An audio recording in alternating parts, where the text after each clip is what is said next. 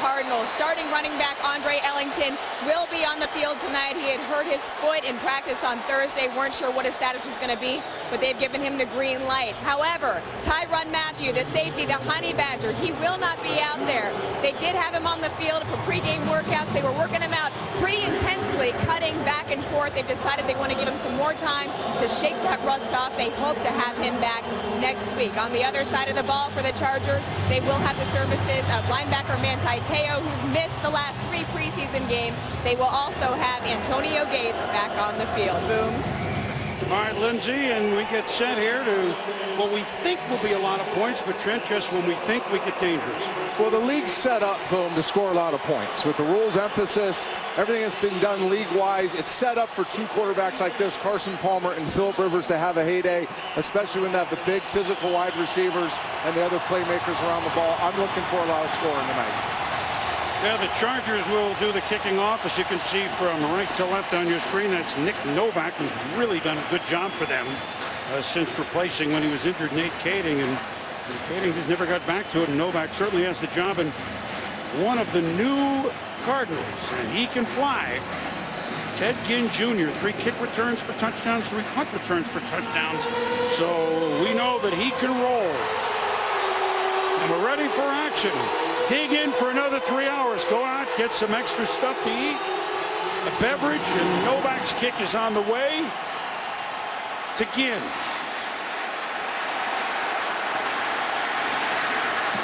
Spilled at about the 16-yard line.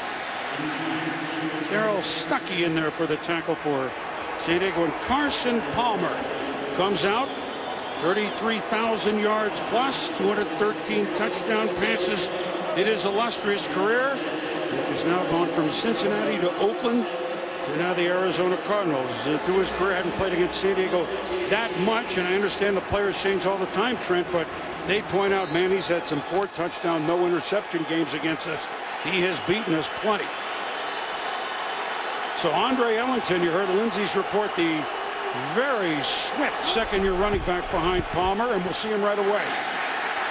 Eric Weddle, among others, in on the stop, along with Manti Te'o. The Cardinal offense, you know, with Palmer and then Ellington, a new left tackle, Trent, Jared Beldier, over from the Raiders. They feel that's a real upgrade on an offensive line they hope is improved from last year. And a pass-catching tight end, you remember him the last couple of years with the Vikings, John Carlson. Oh, by the way, Larry Fitzgerald, one of the best all time, and Michael Floyd really emerging, are split out when Carson Palmer to pass on second down. And the swing. Jonathan Dwyer, the one-time Steeler, takes the swing pass, and Brandon Flowers makes the stop. And the Chargers defense, they're hoping for big things from Melvin Ingram. Hurt most of the year last year until he came on in December, along with Reyes and Legit. Te'o, we mentioned his name, Butler, Mr. Steady. Eric Weddle, defensive captain. Brandon Flowers, the new corner, a Pro Bowler last year with the Kansas City Chiefs on 3rd and 5. Ginn is in, as everybody is split out, naked backfield.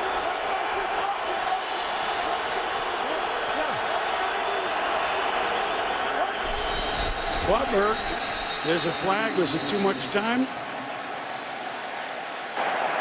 Delay game. Offense number 3. 5-yard penalty. Still 3rd down. Boom, Carson had plenty of time at the line of scrimmage. He got caught up redirecting a protection. They were in an empty backfield, so he has to direct the 5 bigs up front to wherever he thinks the most dangerous blitzes. This is not a real exotic look. I don't know what distracted him and let him go down so far in the play clock. You wouldn't expect that from a veteran player like Carson Palmer. Bill Vinovich, our referee tonight, so now 3rd and 10 in the opening series here in Arizona. Carlson in motion down to the bottom of your screen. Palmer, complete, and Arizona right away uses that new tight end that we talked about on 3rd and 10. Carson Palmer to John Carlson. First down, 20-yard pickup. And that's something Carson Palmer has that luxury of having here in Arizona. Tight end he can trust. The timing rhythm, look, this is the zone coverage. This ball is thrown early over the underneath defender in front of the safety. That's a big-time throw. It takes a lot of trust knowing that your tight end is going to intersect that ball between those 2 defenders. First down at the 35. Ellington is the lone back. Cero come in the slot. The quick pass is behind John Brown, a rookie wide receiver from Pittsburgh State. Trent, he's 24 years of age, so he's already a man, and he made himself a man in the preseason. They are really excited about young John Brown. They couldn't stop talking about what he brings this offense. In fact, head coach Bruce Arians said him and Tom Moore have made comparisons to him with the ex-great Colt Marvin Harrison. So he's got some serious giddy-up. Seen about 6 plays with 6 different formations. Double tight end. Palmer, time, long. But that's like out-kicking the coverage, isn't it? Corey Legion making sure that Palmer doesn't get used to throwing bombs all night long, made him think about it afterwards. Yeah, and Carson Palmer took a big shot at the end of the play from Corey Legion. And this is what the San Diego Chargers need. They need this interior push, relentless pursuit by their big 3 up front. Carson Palmer should not have thrown that ball down the middle with the safety right there. Got away with one there. 3rd and 10 at the 35. Dwyer the back in, as we said, over from Pittsburgh. Remember Richard Mendenhall calling it quits in the offseason, so new running backs really. And that's thrown into traffic, and incomplete. Eric Weddle among those over there defending. So a good start for San Diego's defense, except for the 120-yard completion. And we'll see a punt, which is already a story. The Cardinals have 2 punters, Trent, active and ready for action. This is Drew Butler. That is, yes, son of Kevin Butler, the longtime kicker of the Chicago Bears. Drew, an All-American at Georgia. We'll get his story in a minute. It's a deep punt that's fielded at the 11 by number 11, Eddie Royal. And he's out of bounds at about the 21. Davis Astudillo, longtime punter, tweaked a hammy late in the week, but he's holding for the rookie kicker. So Arizona has 2 punters. San Diego has Phillip Rivers. We'll be back. ESPN's Monday Night Football brought to you by GMC. Enter the Never Say Never sweepstakes for a chance to win a 2015 GMC vehicle at gmc.com/NFL. And coverage tonight from Spider Cam is brought to you by DirecTV. So the San Diego Chargers, 9-7, playoff team a year ago, have the ball in offense for the first time tonight in a scoreless game in the Valley of the Rain, which became the Valley of the Sun. Comeback player of the year last year, number 17, 32 years young, Phillip Rivers, 32,000 yards plus 221 touchdowns for his career. Ryan Matthews, the lone back, as the crowd trying to make it difficult on Rivers, who gets a chance to really strategize and change things at the line if he wants. Not much for Matthews going off right guard. In Arizona, which will, it's Larry Foote, one of the defensive captains, but first-year Cardinal involved in the tackle. Remember, longtime Pittsburgh Steeler. And boom, that's exactly what the Cardinals want to do. Pick up where they left off last year, dominate teams on early downs against the run, force them into must-pass situations. Nice start in the first play of the season for the Arizona Cardinals run defense. Danny Woodhead in the backfield now in motion to the top, number 39.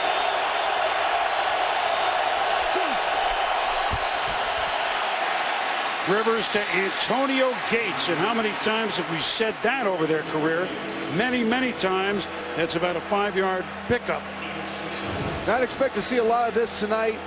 The understanding of zones, breaking down, working, bodying up by Antonio Gates. Phillip Rivers understanding every little nuance of Antonio Gates' body movement. And against a great run defense, this is a great answer to get those short little completions to your tight end to be in third manageable pass situations. Now the third running back for the Chargers, Donald Brown, is in. 2 tight end set. The bottom of your screen is Ladarius Green. Big thing that's expected of him this year, number 89. They're moving a little tighter. Here come the Cardinals.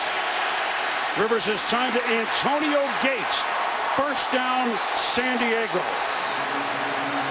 And Bo, that's exactly what I'm talking about. The Arizona Cardinals bring a six-man pressure, play man coverage behind it. Phil Rivers understands the timing of the pocket. Look at him climb. He's climbing up into pressure, layers that ball to Gates, winning on the crossing route versus man. That is nearly unstoppable. First down from the 40. And the Chargers give it to Donald Brown, former #1 pick, the Indianapolis Colts a few years back, Larry Foote. I mean, again, just a new Cardinal got 15 votes right away, Trent, to be a defensive captain. Impressive. Got a championship pedigree. Everywhere he's been, he made the defenses better. But one of these guys in the NFL is just a true pro. Larry Foote, he'll fit in great with this unit. Danny Woodhead the back alongside of Rivers. Todd Bowles, the defensive coordinator, likes to dial things up.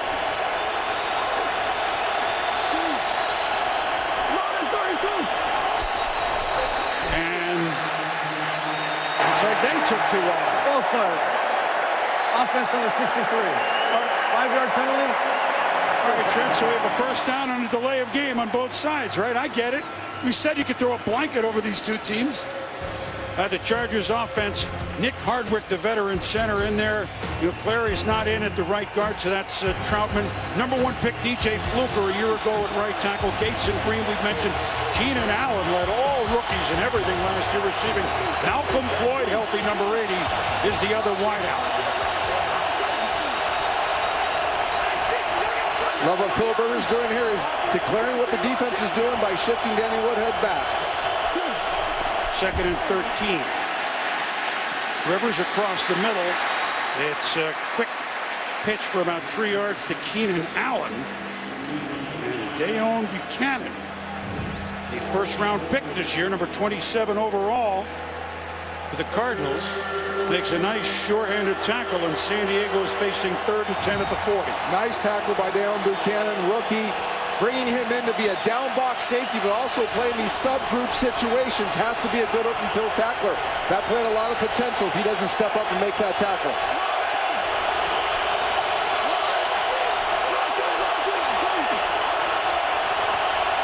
Play clock down to 3. Here they come. And almost picked off, and maybe it is. Cardinals feel they can go for it, but incomplete. Why not return it till you're sure?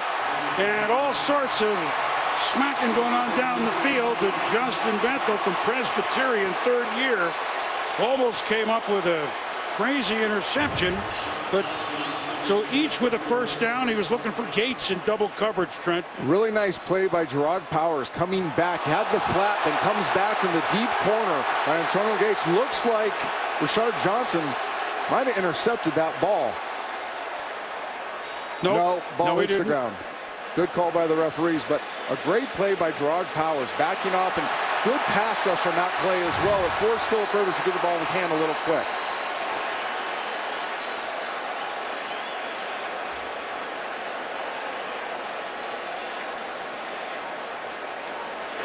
Arizona is challenging the ruling on the field of an interception. Timeout. Well, from our second angle, it didn't look like it, did it? But we'll see. Bruce Arians got the call from upstairs. Challenge. Doing. Doing. Did he get it? We'll be back. Back in Arizona, where Bruce Arians is challenged. We'll see. After reviewing the play, the ruling on the field is confirmed. It's an incomplete pass. Please reset the game clock to 8 minutes, 39 seconds. Arizona's charged the first challenge and first timeout. It'll be 4th and 10 at the 40-yard line.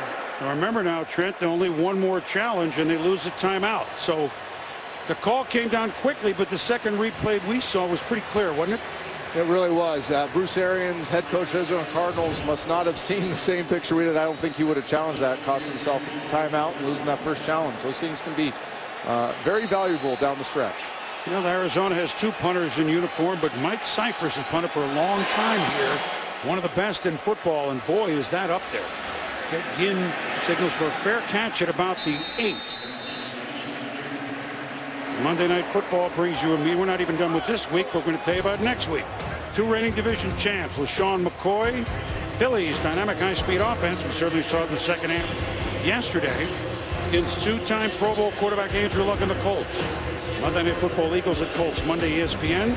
Game also on Watch ESPN. No other night is Monday night. Now, is that pretty remedial, isn't it? I'm just reading it, okay? That is a fact. Second series, Arizona and Trent, they're almost in a completely different formation every time, and they are again. They've been this empty set a few times here. They must like the look it provides them. They're just getting straight man coverage on the snap. Palmer just simply tossed that one away. And a flag. And whistle just before the play hat. So it again we'll get the Buseyville vinegar. Full start. Offense number 68. Half the distance of the goal. Still first down. And boom, we've seen this empty backfield formation. And you'll notice this league-wide. You'll see a lot of penalties in this empty formation. Procedure penalties because those five bigs up front are paranoid. They know they don't have that security blanket at the back in the backfield to help them in protection. So you're going to see it's a challenge for those linemen up front every time you get into empty. Now it's 1st and 15, shadow of their own goalpost, two tight ends, but Palmer's going to throw it and throw it long. And long it is. Michael Floyd certainly came into his own last year and has come into his own on the second series for the Cardinals. Sharice Wright beaten and dragged him down, or else it would have been a 97-yard touchdown. And you can see the attention that Larry Fitzgerald gets there. He runs the corner route. The safety comes out of the middle of the field to jump the corner route, leaving Sharice right on an island when he thinks he's going to have help. But how about the play call by Bruce Arians to take a shot from his own end zone? In San Diego territory at the 38. Floyd in motion to the bottom. And this is the shifty Andre Ellington, second-year man from Clemson. Melvin Ingram on the tackle, and Carson Palmer. You know, they like to go long, don't they? They really do. He can throw it down the field as well as any quarterback in the National Football League. If it wasn't for those interceptions, he's stolen so many over the course of his career. Now, a lot of that's because he hasn't played with great personnel. But in terms of production of yards, touchdowns, a guy that can rip it around the yard, everybody in the league understands Carson Palmer can push the ball around with the best of them. Multiple tight ends set again in tight. There's Ellington. Ooh, and the ball is loose. And Arizona is very, very fortunate that Bobby Massey, the right tackle, cradled it as Ellington was popped. Now, Legit says, wait a minute, you didn't get it. What about us? Donald Butler, 56. 70 had possession of the ball on the ground, down by contact, third down. Which is correct. And that was a heck of a play by Bobby Massey to hustle to get this ball. Andre Ellington misses a couple days of practice, hurts his foot, not sure he's going to play tonight. You got to wonder, is he worried about his foot there? Ball gets stripped out, but Bobby Massey, the awareness to jump on that ball, that is a huge play by the big and right tackle. That whistle blew. There were a couple of footballs on the field, and I know Arizona likes to run an interesting offense.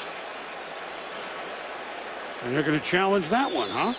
Well, they ruled that Massey was down. We're going to have to take another look. What do you think, Trent? We got to see at what point did Bobby Massey have possession if he was being touched by a San Diego Charger at that time. In real time, it looked like he had possession. Well, we're not going to see from that angle if it came out.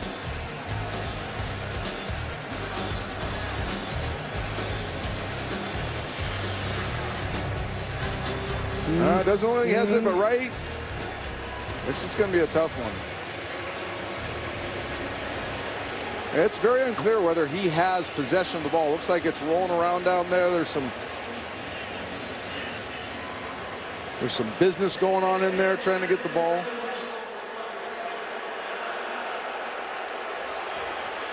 I think it probably came out, but I don't think we can really see it definitively. What do you think? I'm with you. I don't know how they're going to judge. Well, they're going to have to. It's their job. We'll be back.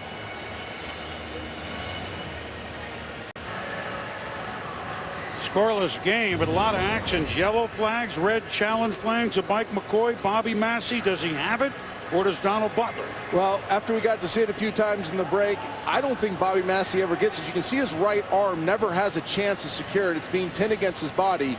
And then Donald Butler right here, as that ball's bouncing around, secures it with 2 arms and comes out of the pile with it. I think that's enough evidence to overturn this and give the Chargers the football. Member involved, going back to command center, if you will, in New York this year. Chargers offense, some of which are coming on the field, but we don't know yet. Both teams trying to hustle it on offense. Both have had a delay of game. Both have had a couple of 20, or in Arizona's case, longer than that, completions. They're not holding anything at the beginning, are they? No. Not uncommon, and we saw it all day yesterday, to see some early regular season rust. You hope, as an offense, that rust presents itself in the form of some mental mistakes, missed assignments, and not the egregious penalties and obviously the turnovers. This would be a huge turnover for the Arizona Cardinals to absorb, considering they get the momentum coming out of their own deep part of the field. They hit the big deep ball to Michael Floyd. They're getting Andre Ellington involved in the game as a runner to cough it up. It's not just losing the ball, it's now the confidence that Bruce Arians has in Andre Ellington the rest of the game. This is a guy, he said he wants to get an average of 25 to 30 touches a game. Now, to put that in context, only Adrian Foster's touched the ball that much in a season on an average in the last 4 years.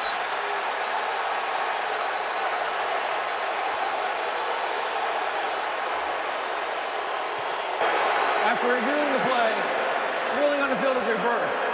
Number 70 never had possession of the ball. The ball is loose and recovered by San Diego. And San Diego's ball, 1st and 10. They're not charging a timeout.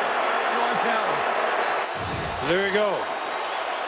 Good move by the Chargers. And boom, Marcus Gilchrist comes up with the forced fumble there. But that's something Eric Weddle, the star safety for the Chargers, has emphasized over and over with me.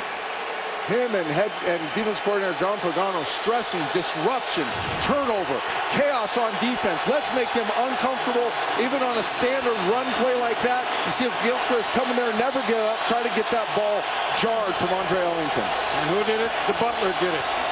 Donald Butler with the cover. The Chargers in business now at their own 28 on 1st and 10. Ryan Matthews. You can see his shoes all the way up here in the booth.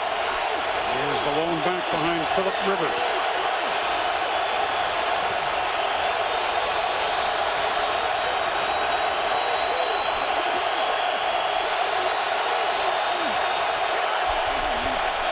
Matthews.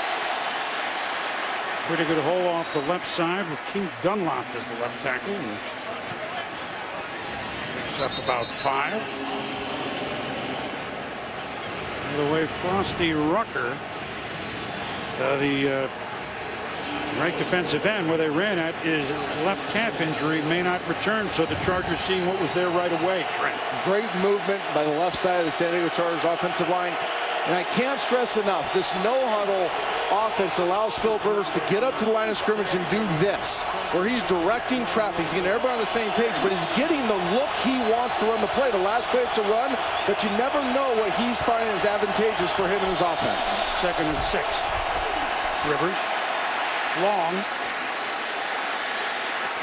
going up for it. Keenan Allen off excellent coverage by Patrick Peterson. Is as good as it gets. Tempting fate on that one. And Patrick Peterson, one of the elite players in this league. Great technique, doesn't panic, turns his head back to the ball. It's a common mistake you see a lot of quarterbacks make. They turn into the receiver here. Patrick Peterson feels Keenan Allen, turns back to the ball, allows him to disrupt that play and not allow Keenan Allen to make the play. That's why Patrick Peterson, not just his skill set, but his technique allows him to be one of the great players in this league.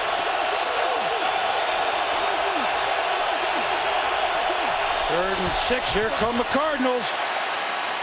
And there goes Phillip Rivers to Eddie Royal for a first down over the midfield stripe. The 20-yard pickup off a big blitz for Arizona. Talked about Philip Rivers getting the looks he wants. He gets man covered, single safety. Crossing routes kill this. He's gone to the tight end, but now he gets the second layer across. When you're facing man coverage as a quarterback, you can't live on one route alone. You know that these deep over routes, these crossing routes, the runaways, as they're called, are man beaters. So far, every time Philip Rivers has a chance to get into one of those versus man coverage, he's been able to capitalize on it. Good pickup by Donald Brown on a big block in the backfield. 34. Woodhead in now, and the Chargers are in Cardinals territory. Rivers, a lot of autonomy, almost Peyton Manning-like. First down, coming back for it is Malcolm Floyd. He's hurt, second game of the year, neck injury, Philly. Malcolm Floyd, who, he has one of the highest per catch averages of any of the active players, over 17 yards. He had a good play on a ball that was behind. And Philip was so excited to have him back, not just because of his big play potential, but system versatility. They're in a no huddle, but they just ran on a whole new personnel grouping. Again, gives an opportunity to get to the line of scrimmage and play a tempo they want to play at. 2nd and 5, Ryan Matthews spilled in the backfield. Again, very active Larry Foote among the Cardinals. And Boom, you've heard me talk about this. Run defense is about knockback. Who's going to knock back who? Larry Foote right now comes in and just delivers an absolute slobber knocker on David Johnson, the guy playing fullback there. Disrupts the entire play, and actually they had a hole. If Larry Foote doesn't create that knockback right there, there was a running lane. That was a great play by the veteran Larry Foote. 4-yard loss makes it 3rd and a long 9.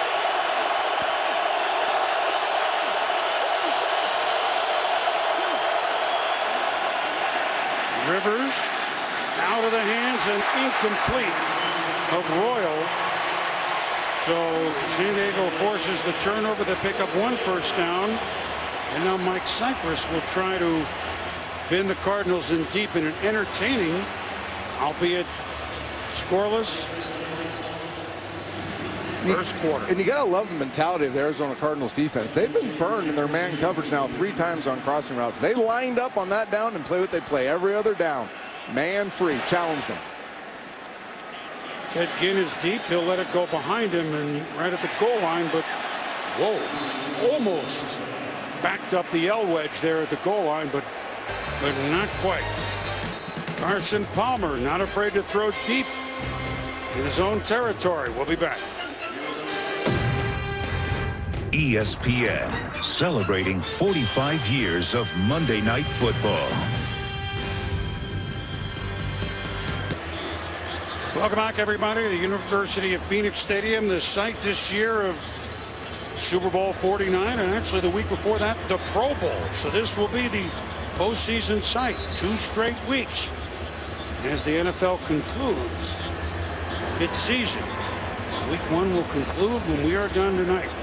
A little more action than that preseason game these two teams played 11 days ago in San Diego. 7 field goals won by the Chargers, 12-9. 1st and 10, Cardinals their own 20. Fake to Jonathan Dwyer. Palmer. And that's a nice pitch and catch to the youngster we talked about, John Brown. And we've seen something so far, Boom, that's something that Carson Palmer does as well as anybody. Out-breaking routes to his right side. John Brown gets a great vertical push, runs the deep stem route. That ball's in the air, so John Brown can locate it. It's anticipated. The other thing, Carson Palmer loves the in-breaking routes to his left. We saw that on the big post already so far. 1st and 10 at the 36.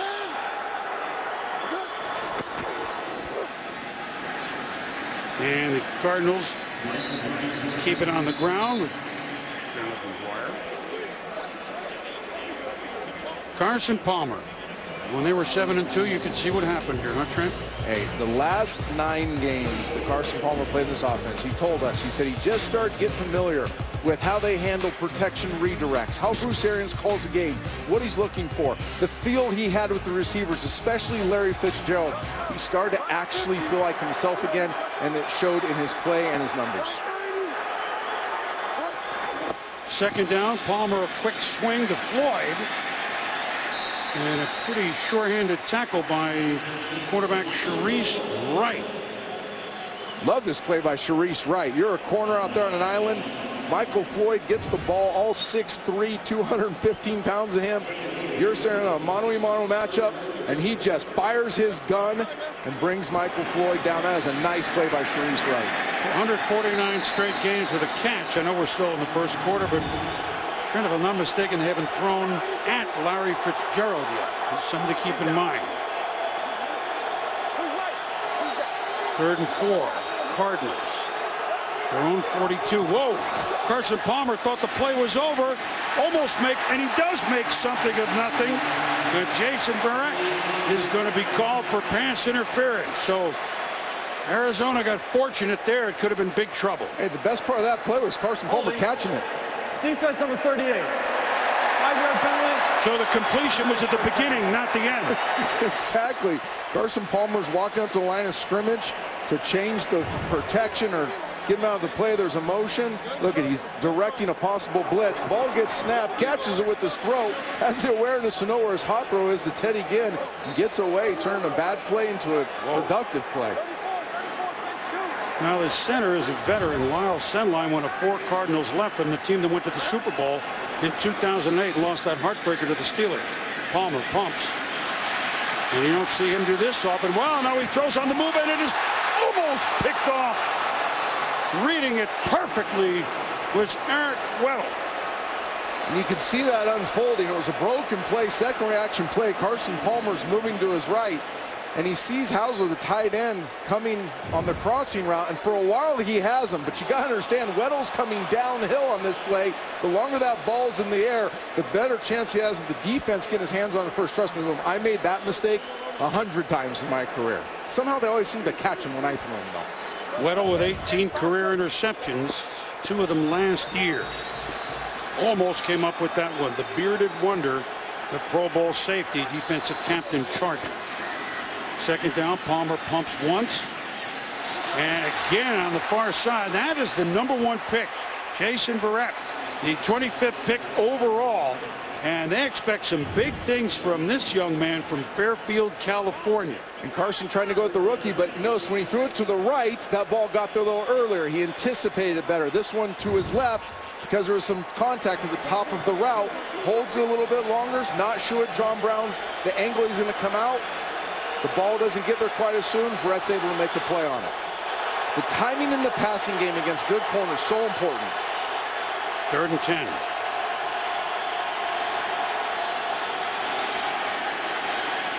Deep down the right sideline to Floyd, and that's too far. And good coverage again that time by Chargers Wright.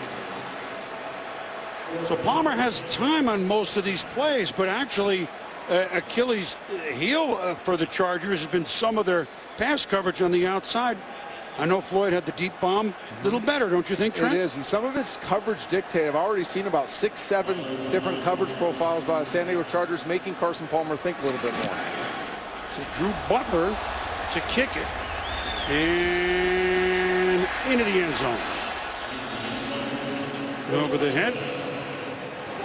And so San Diego and Phillip Rivers will come out on the 20 in a scoreless game late in the first quarter.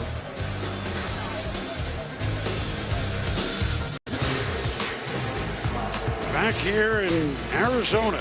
Entertaining first quarter. There's nothing on the scoreboard, but teams are coming out firing. We expect some fireworks on the right side of that with the 2 zeros are pretty quickly. Phillip Rivers, San Diego Chargers, who last year led the league in 10-play drives, led the league in points on 10 or more play drives, led the league in 3rd down conversions at 49%, led the league in time of possession. See if they can get one of those going right here. Danny Woodhead in the backfield.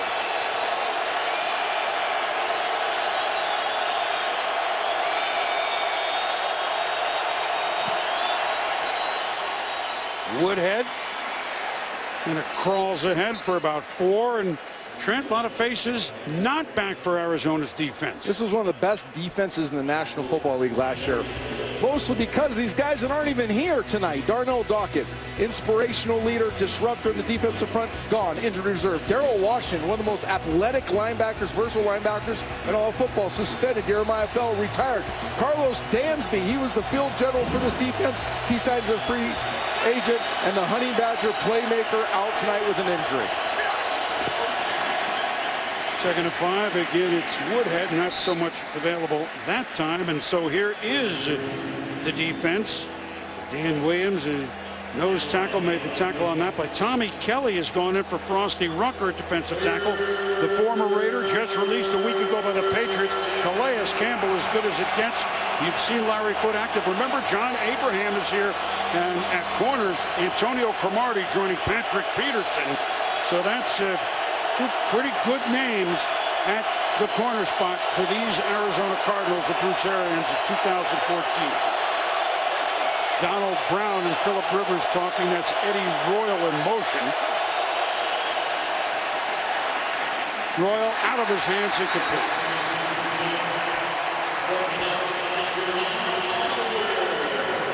While the Chargers dial up the perfect play for a 3rd and short, a little switch route, angle route by Eddie Royal versus man coverage. Ball's located perfectly right in the chest, right past the first down markers. Eddie Royal can't secure the catch. This is why we don't see any points, because of a lack of execution on critical downs by both teams. 12th year in the league, Mike Cyphers will punt for the Chargers. Again, it's a high one. Ted Ginn, dangerous, but fair catch. So we won't know how dangerous it is yet. Weekdays, ESPN is your source for the latest NFL news. First at 3, it's the NFL Insiders, focusing on the biggest NFL news stories and information each day. And certainly today there was some. Then at 4, Trey Wingo and the gang. Panel of experts, team breakdowns and analysis. NFL Insiders at 3, NFL Live at 4 every weekday. ESPN and watch ESPN. Just probably time for one play, unless it's an incomplete pass, and this first quarter will go in the books as scoreless. Arizona, pretty good position. 1st and 10 at their own 34.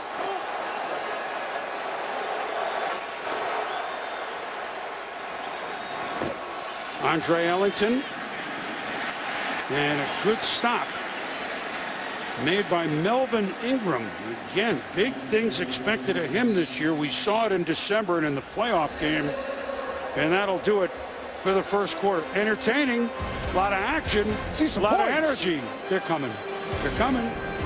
We'll be back.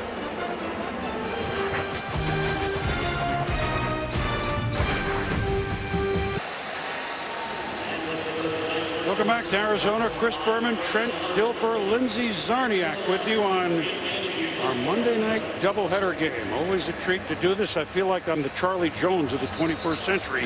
We always get the Chargers. Happy to do it, and we're happy to see Arizona. Two teams we think will really make a mark. They did last year. Hey, Bill, I'm used to being the backup quarterback. Well, we like it. We got one game to air it better out. as the backup than the starter. And you're always rooting for it. Exactly. Well, you are, maybe not me. All right, 2nd down. We begin the second quarter scoreless. Cardinals and Chargers. Oh, there's a big hole. And that's what we can see Ellington can do. Andre Ellington averaged 5.53 yards per carry last year, the best in the NFL. When you're brought down by the two safeties, Weddle and Gilchrist, that's a good sign for the offense. And just a zone play to the left, but that ghost action, meaning the receiver coming over the top of the quarterback right there, faking the reverse. Great job picking up the blitz, creates that seam inside. The backside has to hold because of that reverse, so Ingram can't chase the play down. Beautiful play design, great execution. Good block center, Lyle Sendline. 1st down, Palmer. Floyd. Deep into Charger territory. Big pickup, Arizona.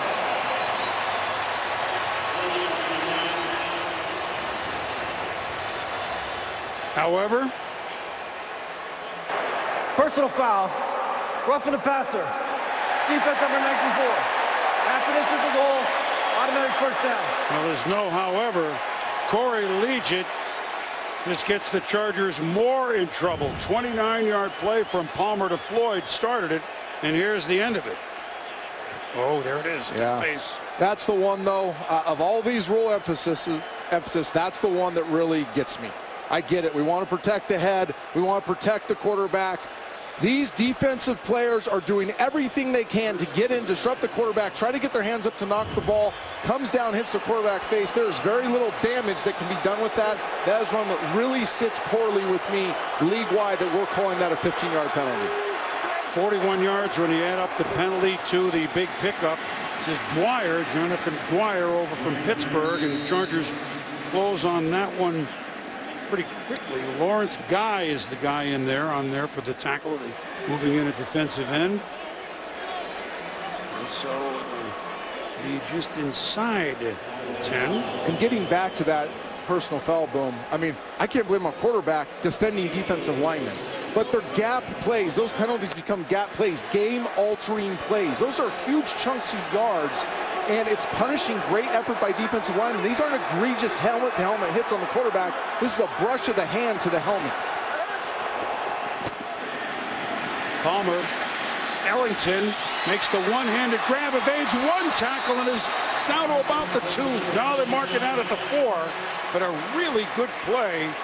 Melvin Ingram kind of knocked him out, but boy, Ellington is fast. Over 1,000 yards from scrimmage last year, Trent. Nice decision by Carson Palmer. The defense gets deep. He gets a swing route to Andre Ellington. Andre Ellington gets a little extra. Melvin Ingram trying to get in there, make a play. That one looked as much of a penalty as the play before when Melvin Ingram got called on the quarterback. 3rd and 3 from the 4. Palmer, too much. So coverage on John Brown, rookie on rookie again. Brett covering John Brown, and San Diego holds at the 4, and now we will see the new kicker. Remember, Jay Feely was let go last week. Chandler Catanzaro, the rookie from Clemson. Dave Zastudil hurt, not punting tonight, but the first game ever for the rookie kicker. You don't want to alter the holder as well, so he will hold. The kick is up, and the Cardinals are on the board with the first score of the game. And look at the nice play by the rookie, Jason Brent. Watch the feet. They say this kid has unique feet. Look at him. Stay square. Young corner, stay square as long as you can. Disrupt within 5 yards. Get your eyes back at the ball. That's teaching tape by young Jason Brent right there.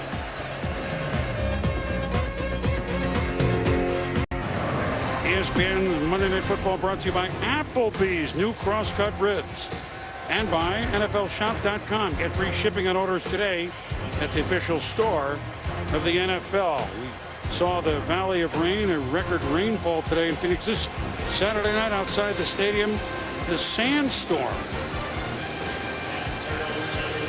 Tomorrow night is a full moon. We've seen the rain. I mean, really? Catanzaro, 1 for 1 in his NFL career with the kickoff. Donald Brown, and he booms that kick. One of the reasons he won the job over Jay Feely, the kickoffs. Let's go down to Lindsey Czarniak. Linz? Hey, Boomer, the Chargers are about to have a new center go on the field because Nick Hardwick came off after the last possession. He was really gingerly testing his left ankle, so the Chargers have said he is suffering from a left ankle injury. He did leave the field to have further tests, and Rich Ohrnberger is going out there right now, the new center, number 74. He was over here working out with some teammates, so we'll see what he's got. Well, Ohrnberger he went in the playoffs, and Hardwick was injured. Did a good job. Hardwick and Phillip Rivers were drafted together in 2004. They've been together a long time. 2 offensive captains. So the center is out. Thank you, Lindsey. Rivers to throw on first down. That's Ryan Matthews. Larry Foote knocks him out of bounds, but a nice sharp pickup of about 8 yards. So here's what happened to Hardwick in the middle there, number 61, Trent. Nick Hardwick, one of the great centers in this league, dropping in pass protection. This is typically how it happens right there. Guy rolls over you, nothing you can do about it. So Ohrnberger, the new center, once upon a time a 4th-round draft pick of the New England Patriots from East Meadow, New York. Rivers barking at Matthews, backs him up.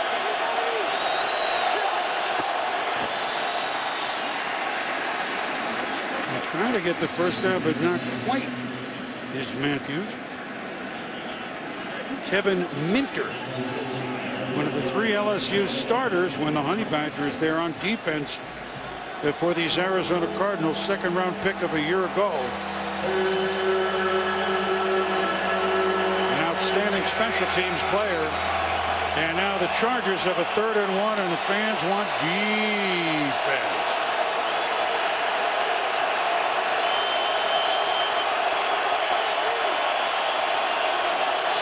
Timeout.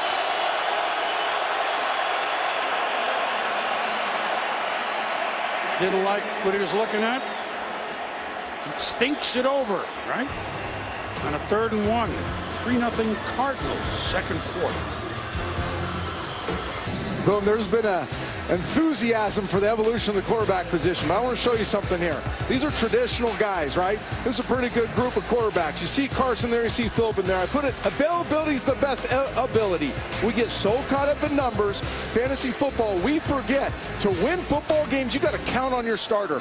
Guys that play from the pocket don't get hurt as much. That's why this is done. If you look at the past few years, you look at guys that play from the pocket, they get injured less than this new generation of quarterback. You see it right here. Eli Manning, Drew Brees, Tony Romo, Phillip Rivers, 132 most games played since 2005. Carson Palmer on that list. Don't underestimate the value of having your starter there every week. That's a big product to be able to play from the pocket. 3rd and 1. Matthews. I don't know. I don't think so. Really close. Doesn't look like he got it, Trent. That Cardinals really stacked up the middle. Very little push by the San Diego Chargers offensive front. Normally in those short yard situations, they'll run right over their big young tackle, DJ Fluker. There they decided to go kind of inside to the left. But the Arizona Cardinals so stout in the middle of that defense, even missing Frosty Rucker tonight. Darnell Dockett for the season. But look at that. Look at the leverage play right there. It looks like the Chargers got just enough. I give Ryan Matthews credit for somehow finding a crease in there to get enough for the first down. Now, first, I was just looking at the spot. Wasn't making a comment. The foot came down shy. I didn't think he had it at first. 30. Chargers will take it. A very important yard. Now 1st and 10. Play action, Rivers long. Malcolm Floyd. Not quite. Oh, man, you talk about dialing up the perfect ball play on 1st down. They go with a corner post play action. Look at Malcolm Floyd. Nice route. Goes corner fake, but then he stumbles right here. That's all you need. He loses just enough speed to not catch up to that ball. Beautiful first half of the route. You got to finish it and maintain your angle and speed because Phillip Rivers let that thing go before he stumbled there. I like the aggressive play call on 1st down, though. 2nd and 10, 30-yard line. 3-0 Arizona, second quarter. Arizona had that one snipped out. There's Kevin Minter and Larry Foote, the 2 inside linebackers, saying, you know, I know we lost those guys that Trent was talking about, but we're the #1 rush defense of last year, and we still think we are. And let's look at Larry Foote now. It's the 2nd time this game he shot a gap. He sees something in the blocking scheme of the San Diego Chargers, allowing him to shoot those gaps. He's unaccounted for coming through the line of scrimmage at that speed. The offensive line are expecting him to be 3-4 yards deep. He shoots the gap, makes a dynamic play in the backfield. 4 wides and Woodhead.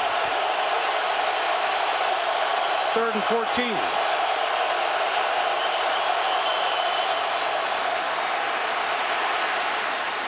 And Malcolm Floyd can't make that catch with some very good coverage from Antonio Cromartie. Of course, played the bulk of his career with San Diego as a 1st-round pick in 2006. Was there for some outstanding teams. 19th pick overall back then out of Florida State. Went over to the Jets. He and Patrick Peterson. Now that's quite a tandem, Trent. Love how Antonio Cromartie played that play. He gave just enough cushion. He wasn't going to get beat past the change, but squatted enough to be able to make a play on the ball. 4 possessions, more 4 Mike Cypher's punts. And a fair catch made by Ted Ginn Jr. 3-0 in the desert, second quarter.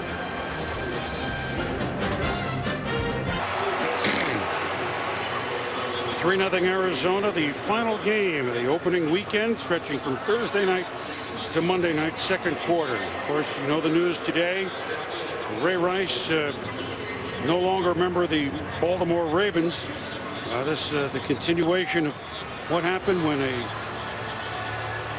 film of he and his soon-to-be wife in the elevator was seen by everybody, waived immediately by the Ravens, suspended indefinitely by the NFL.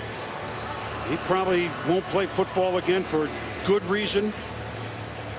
And so now there's a lot to be talked about here as we get set for action. And the Ravens acted right away, didn't they, Trent? They did. As they had to. Yeah, I talked to Baltimore Ravens owner Steve Bisciotti this morning.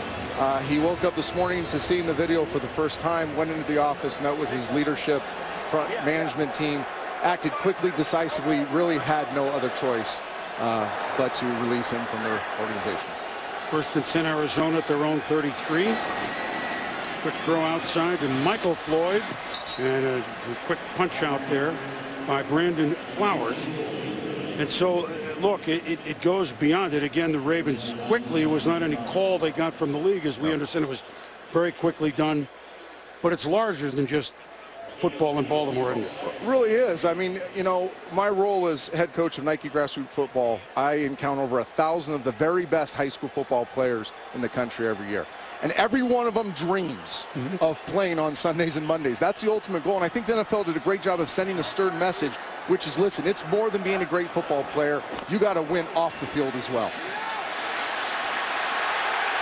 Palmer is wrapped up for a big sack there by the Chargers, by Corey Legion. And look, it may be, it's much larger. People who saw this today, many of whom are casual, if at all, football fans, they're outraged, quite understandably. And then to be a football player can be anybody punching a female in an elevator in a 10-second. I think the NFL, which prides itself on being leaders, and rightly so, it's even larger than just football, as you suggest. Youth football issues continue in a moment. Palmer, oh, he's not wrapped up, and he's just trying to get out. And the Chargers have held, and that's Eric Weddle. But it is, Trent, the NFL has a chance, well, not as a chance, has an obligation in my mind to help those who need help right now. We could make a list of what that means, but this is something that, take a leadership role in society.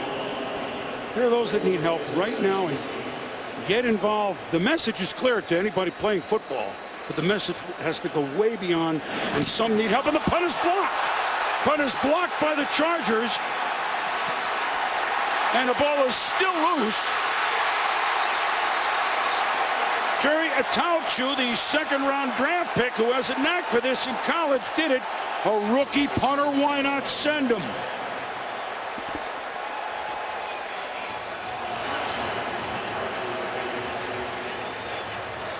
And really a tremendous effort by Jerry Atauchu. Knifes inside, tremendous athlete. The awareness, though, to know where that intersection point is, where the ball is going to be coming off the foot, reaches out, makes the play, and then the San Diego Chargers hustling to get on the ball. We talked about game-altering plays. This is another one of them early in the game. Now the challenge on the San Diego Chargers, you got to capitalize on sudden change. One of the big things Mike McCoy stressed to his team this offense is finishing in the red zone. They were 50% last year, 26th in the league. This is what they've worked on all offseason. You get a game-changing play like that, you've got to punch it in the end zone. And the Chargers have forced a couple of turnovers and a little trickery here, but it won't go very far as Eddie Royal with wheels was knocked out by Tony Jefferson.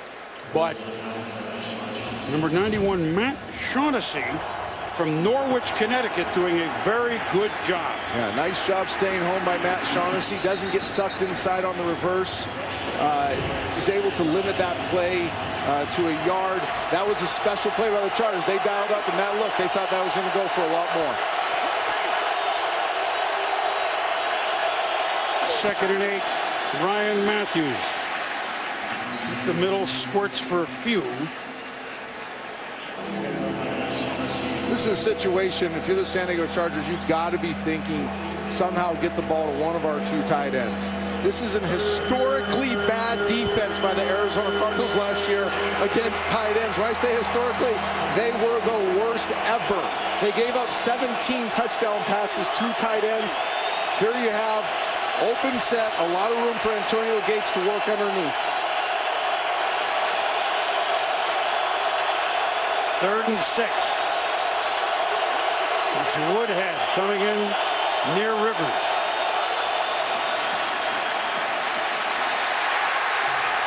A little shovel pass that goes nowhere.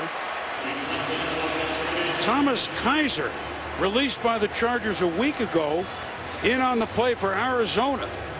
Well, he had a big game in that Thursday night win in Denver in December last year for San Diego. Now he comes back to haunt his old team. Phillip Rivers trying to change his arm angle to hit the underneath route to Keenan Allen. Another shallow cross, trying to emphasize this. Really nice play by Kaiser, getting his hands on the ball. So good stand, big stand by the Arizona defense. Nick Novak deciphers to hold with a 31-yard field goal attempt.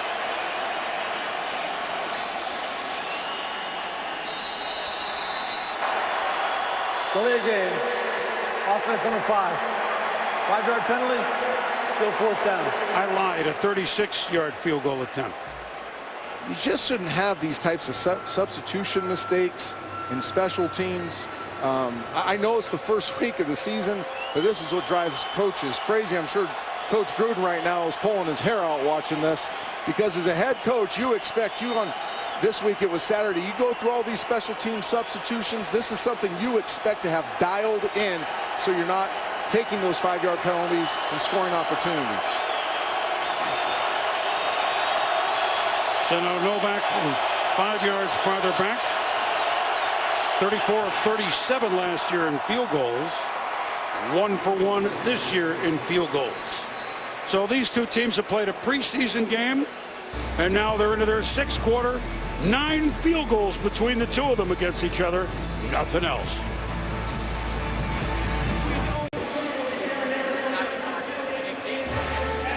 College football on ABC continues Saturday. Butch Jones and Tennessee look for the upset on the road against senior quarterback Trevor Knight and number 4 ranked Oklahoma Boomer Sooners. Tennessee against Oklahoma at 8 Eastern, 5 Pacific on ABC. San Diego 3, Arizona 3. 6 minutes even left in an entertaining, albeit low scoring. 6 minutes left in the first half. Chris Berman, Trent Dilfer, Lindsey Zarniak as the 2 warhorse quarterbacks, Phillip Rivers and Carson Palmer, trying to dial something up. But a stand by Arizona after a blocked punt. I mean, deep in the territory, there was nothing going San Diego, Trent. No, that was a huge stop by the Cardinals, but you got to be extremely disappointed in San Diego Chargers. You emphasize the entire offseason scoring those situations. You start your season getting one on a major change of momentum, and you end up kicking the field goal. Ted Ginn trying to come out, and Jerry Atauchu, who just blocked the punt, made the tackle. And look at this, Tom Moore, one of the legendary coaches in this league, working with Carson Palmer. Look at him going through the iPad. I wonder how long it took him to learn how to use the iPad to scroll through the pictures. But in all seriousness, one of the great coaches our league's ever seen. Carson Palmer talked about him glowingly in our meetings, talked about how he's got that perfect balance of being able to give him the appropriate information without all the mindless chatter, the hyper coaching that some people do, where he says the right thing at the right time. Really credits him for adjusting this offense so quickly last season. One of the great people in our game. So Arizona begins on their 15. Carson Palmer, look out! Spins away. And now they gets a flag out of it. Oh my, that play had disaster written all over it for Arizona. And now they're going to make the big pickup. And who could not wrap someone that's wrapped up quarterbacks as good as anybody in the last 10+ years? Dwight Freeney had him, but Freeney missed almost all of last year. Defense number 29. Spot foul. Automatic first down. 108 sacks in his career, could not get 109. And the Cardinals are throwing the eyes at it early, and Larry Fitzgerald has not been targeted. Carson Palmer's looking right. Larry Fitzgerald on the under route. Freeney can't pull him down. Now Carson Palmer escapes, and Sharice Wright just panics here in a broken play. And Michael Floyd going vertical after this. Watch Carson Palmer spin out of this. Nice strong base, is able to get out of it. But right here, Chargers should still win the play, and Sharice Rice just panics in a trail situation against Michael Floyd. So it could have been a 7 or 8 yard loss, ends up being a 15-yard pickup. Jonathan Dwyer on the carry, picks up short yard. Did you see, though, and we've enjoyed it for years, the classic spin move by Dwight Freeney? I mean, that's like a basketball player in the post, isn't it? He's perfected that since he's been in the league. He's as good as ever lived with this one move. Relentless pursuit of the football, and you don't expect him to not finish that play. I love how Sharice Wright, though, after panicking there and getting the PI, comes in the next play and helps in run support and makes the tackle for 1 yard. 2nd and 9, 31. Palmer escapes again. Jonathan Dwyer tries to bail him out. He does with a 3-yard pickup. Jarrett Johnson, 3rd year as a Charger, has really done a good job at line. But here's Freeney again. Here's Freeney again. Now he gets with the swim move on Hauser's tight end. Can't finish another one. And this has been the story of the Chargers so far tonight, right? They haven't been able to finish. They haven't finished in the red zone. They haven't finished some drives in 3rd and short. And now they can't finish 2 sack opportunities on back-to-back plays. 3rd and 6. Bruce Arians looks on with the play sheet. Clock counting down. Just snaps it in time. Does Palmer. Little swing and trying to bull and not quite. And that's Sharice Wright that wraps up Ellington there. You just called his name. He's been very busy here. Looking for the spot. I don't see it. And hats off to Sharice Wright. Makes the bad mistake on the pass interference, comes back, makes a tackle at the line of scrimmage, now comes up and runs support on Andre Ellington, a dynamic back. Mano a mano. These are tough plays for corners to make. Stays low, continues to fight to keep him from the chains, and then Marshall coming in to help him out a little bit. Nice bounce back by Sharice Wright that series. Now Drew Butler, the rookie. See, they almost thought they got the ball, but the forward progress was stopped unless. 2nd charge timeout. San Diego. 30-second timeout. And is this to kind of take another look at this and see if they got the ball? I would think so, Trent. I'm unclear on why the Chargers are taking time out here unless to look it's the booth, to have coaches look and see what they think. Did they get the ball? It's a little, it's a little late, isn't it? A little late, right? Jim Tunney in the booth with us, and nobody knows more about officiating than Jim Tunney. 31 years official in the NFL, 3 Super Bowls. I mean, you name them, the Ice Bowl, etc. And they took a timeout, and Jim shook his head to us. Nope, they didn't get it, and that's why they didn't challenge, right? That had to be why they took a timeout. Well, based on some of the odd things we've seen so far tonight with personnel, with substitution issues, with some of the dysfunction, the line of scrimmage, with changing protections, it's first game of the season. You're going to see some mistakes by coaches as well as players.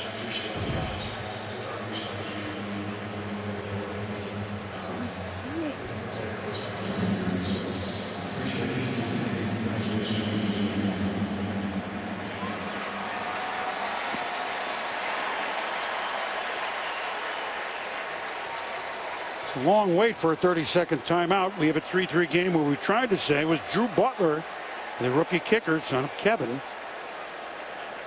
had his last punt blocked by a Tauchu. But it's interesting. They're showing it on the board. There's a lot of Charger fans that made the 5-hour drive. Kind of think they got the ball, but then again, and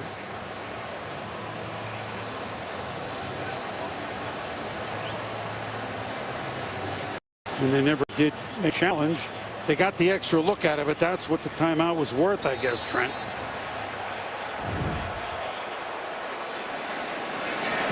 So now Butler gets this one off. Good kick. Eddie Royal deep and lets it go, and it goes into the end zone. And the touchback will bring the ball out to the 20 in a 3-3 game. Entertaining, yes. The Chargers mount something in the last 3+ minutes of the half.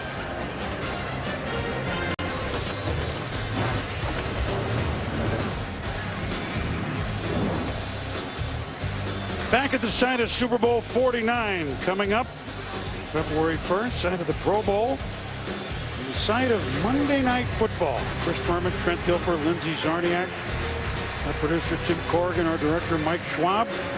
Good to be together with everybody. Hope you're enjoying it. I know it's getting late in the East, even the Central Time Zone, but don't be fooled by 3-3. That's all I'm going to say. Trent, give me an attaboy look. See what Phillip Rivers can do from his own 20.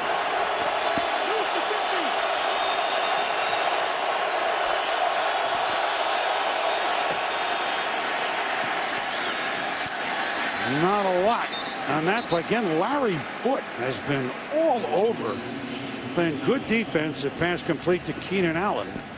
Pickup of about 4. 2nd and 6. 3 minutes. If you're the Chargers, you have to start playing fast at some point, snapping the ball, so all this other extracurricular stuff makes sense, and that's what they do right here. Ryan Matthews into the secondary. First down, San Diego. They move the chains, and the clock keeps moving. So, boom, what I'm getting at there is, so all game long we've talked about Phillip Rivers at the line of scrimmage directing traffic, but what they haven't established yet was what they did right there is playing fast, getting up, and then snapping the ball and catching the Arizona Cardinals relaxing. They finally did that. Now the Cardinals defense has to react to all this window dressing up front. Just their 4th first down. Hard to believe. Good job, Arizona. Here come the Cardinals. Rivers steps up. Antonio Gates bobbled and dropped. But Dwight Freeney missed 2 sacks. Gates didn't pull it down. Eddie Royal drops one early. You got to finish him. This is a great job of pass protection by the Chargers. Phillip Rivers climbing in the soft spot, throwing the ball across his body to his left. And Antonio Gates, future Hall of Fame tight end, dropping a gimme right there. That's 2 drop balls. Don't finish in the red zone. Don't convert a 3rd and short. Tough for the Chargers. Caught 2 balls in the first drive, Trent, and that's been it for him so far. 2nd and 10, 32. Ryan Matthews, Rivers' pass is complete to him, and that's the Charger first down. Pickup of about 12. Nice play right there. Got a vertical route combination going down the field. Phillip Rivers out the play action, looking deep, understands where his outlet is. Nice, accurate throw to Ryan Matthews. Allows him to turn upfield, get the distance for the first down. 2-minute warning. San Diego's picked up a couple of first downs in a 3-3 game.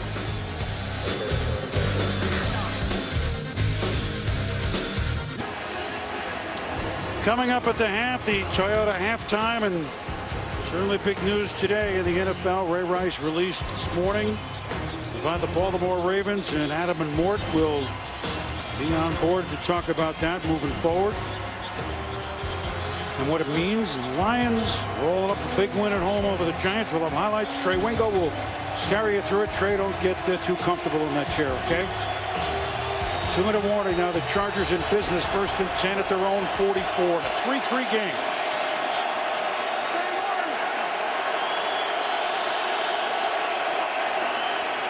Rivers to Woodhead. Foot wraps him up after pickup of about 7. Right around the midfield stripe. Rich Hornberger in for Nick Hardwick with a block there. And boom, this is where the great quarterbacks in the league do their most damage, especially Phillip Rivers. Last year tied for the lead with most touchdowns in the last 2 minutes of the first half. Over the last 4 years, he has 14, second best. This is where the quarterback surgeons in the National Football League finish off halves. Rivers in trouble, running. First down at about the 40. So we've seen Carson Palmer on the move. We've seen now Rivers on the move a little bit out of necessity. Well, it starts because his instincts are to climb. Most guys want to pull out right or left, climb up inside. Those pass rushers are going around you, and even Philip Rivers, who's not the most fleet of foot, can find that open space to get enough for the first down. Gerard Powers with the hit on him. 1st and 10 San Diego. It's a wobbler looking for Gates, and that won't be complete. So 2nd down with 53 seconds to go in a 3-3 game. And this is what the Cardinals are going to do. Anytime their backs are against the wall, they're going to bring pressure. Daywan Buchanan comes in on the inside blitz, pushes right up the middle of the pocket, makes Philip Rivers release the ball too soon. Look at all that stuff coming up inside so the quarterback can't climb. Forces Philip Rivers to throw the ball sooner than he would like. Allen and Royal and Gates to the bottom of your screen. Woodhead in the backfield. Malcolm Floyd to the top. Rivers. And that's a good catch made by Gates. It won't go very far. It's Tony Jefferson, the free agent pickup from Uruguay, Oklahoma. Not a lot of urgency right here by the Chargers to get the line of scrimmage. They got one timeout. I know it. We're at 30 seconds. They got to get this ball snapped.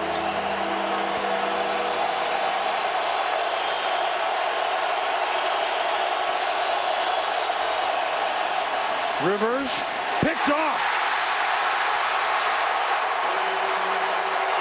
Gerard Powers, who just made a hit, now made a bigger hit.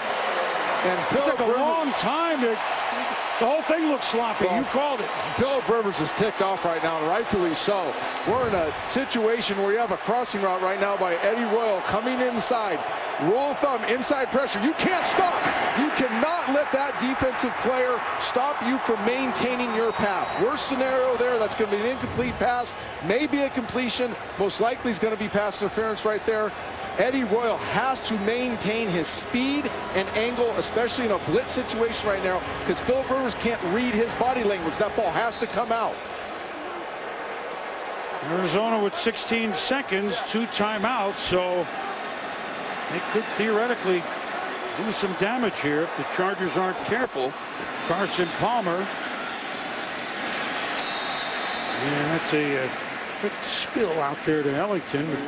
They can save a timeout because he's knocked out of bounds, but they're not going to be able to use them both, I don't think. Up to almost the midfield stripe at the 49. How about that? Larry Fitzgerald not even targeted yet. Palmer with 17 pass attempts in the first half. Just unusual, isn't it? It is. He is drawing a lot of attention. On the big play to Floyd, he took 2 defenders, but they do have to get him involved in the game. Palmer down the field. And there you go. Cardinals in business. Teddy Ginn can move it. They weren't necessarily looking for him. And there's their timeout with 4 seconds to go. And just outstanding work with 16 seconds to go has given them a chance to take the lead going to the locker room. It is, but this is bad defense by the Chargers. Again, there's only so many route combinations you can run in this situation. Those underneath defenders have to understand that nothing in front of you is going to hurt you with 11 seconds left, the ball at midfield. Just allowing the ball to get over your head. So right there, if you're an underneath defender, you have to get deep, come up and play anything in front of you. Instead, the underneath defense of the San Diego Chargers allows Carson Palmer to get that ball over their head and now get him in field goal position. That's just bad defense. Long yardage, end-to-half defense by the San Diego Chargers. Rookie kicker Chandler Catanzaro. From Clemson, Dave Zastido, the veteran punter, will hold. He'll try from 44. Kick is up. Crowd tells you it's good.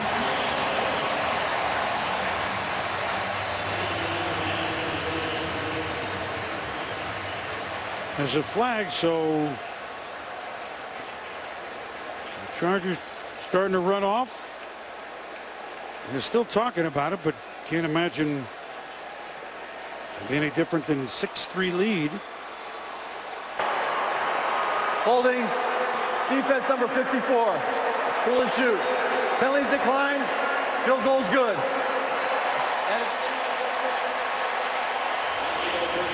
3 field goals, 2 of them by Arizona. And the Cardinals lead it 6-3 at the half.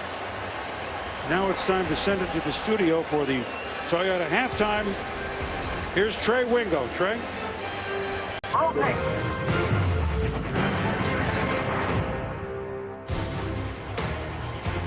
Week 1's not over till we say it's over. And even though it's time to light a couple of candles in the East, the Central Time Zone, there's got to be a touchdown coming. The Cardinals 6, the Chargers 3.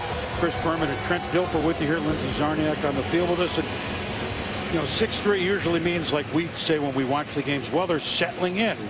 It's been a lot of action, just not a lot of finishing. No finishing, especially by the San Diego Chargers. Some would say missed opportunities. I'd say just bad football by the San Diego Chargers. And it was everywhere. You look at Eddie Roll on a 3rd and medium, ball's located perfectly, he drops it. That's going to extend the drive. Antonio Gates, one of the most sure-handed players over the last 10 years, drops a play that's probably going to go for pretty good chunk yardage. Here at the end of the first half, blitz opportunity. Eddie Royal stops his route, leaves Phillip Rivers out hanging. Now the defense gets on the field. All you got to do is keep everything here in front of you. There's only 11 seconds left. Marcus Gilchrist allows the ball to get over his head. That's bad football. That's not to mention not finishing in the red zone. Dwight Freeney missing 2 give-me sacks right there. The San Diego Chargers, I'm sorry, I'm not trying to be mean here. No, that's a not. Bad way to start the season. But you block a punt deep in the territory, really go nowhere out of it.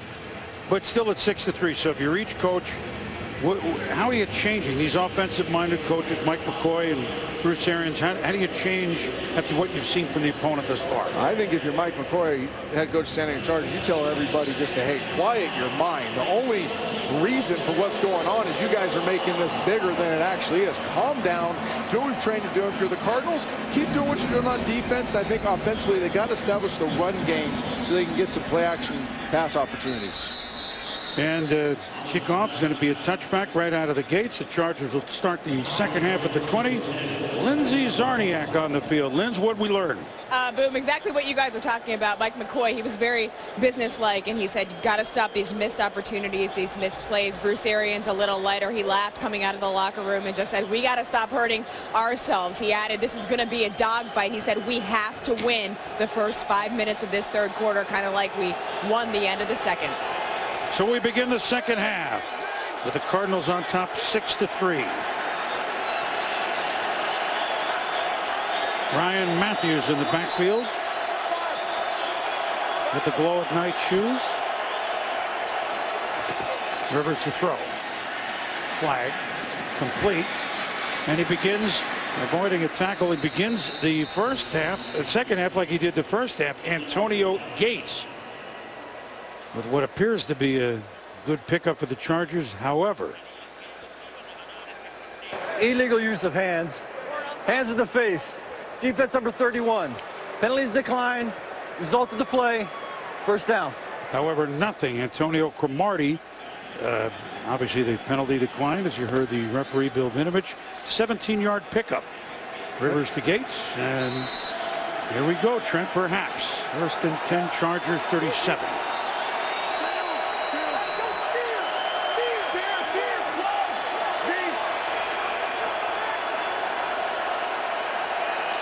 Motioning Royal to come in. Ryan Matthews. I think one thing the Chargers have to establish, Boom, and we touched on it briefly in the first half, they got to prove that they're willing to play fast in this no huddle. That play right there took forever just for a strong side zone to bring Eddie Royal on the backside to cut off the defensive end. I get it. It's a good play. But right now, you got to prove that you're willing to play fast. Tommy Kelly's played way more snaps on the defensive front for the Cardinals than they wanted him to play. Take advantage of these big guys of the Cardinals getting tired.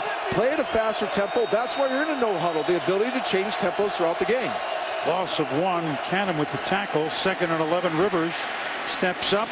And a cross pattern to Malcolm Floyd. Tried to stripping it as Peterson, but he and Foot combined on the tackle. So the Chargers pick up about 7 on that play. 3rd and 4. And again, another man beater here, crossing route. See the safety trying to cut the route, chase Malcolm Floyd down there to cover the crossing route. They've had success getting open on these crossing routes. Cardinal down.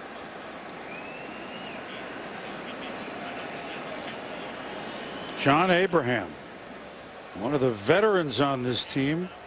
We'll give you the update on him when we return.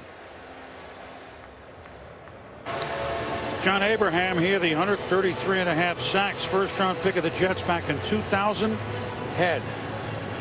Inadvertent. Yeah, those are rough. I mean, it's a violent sport. John Abraham turning the corner, trying to get to the quarterback, playing hard, relentless.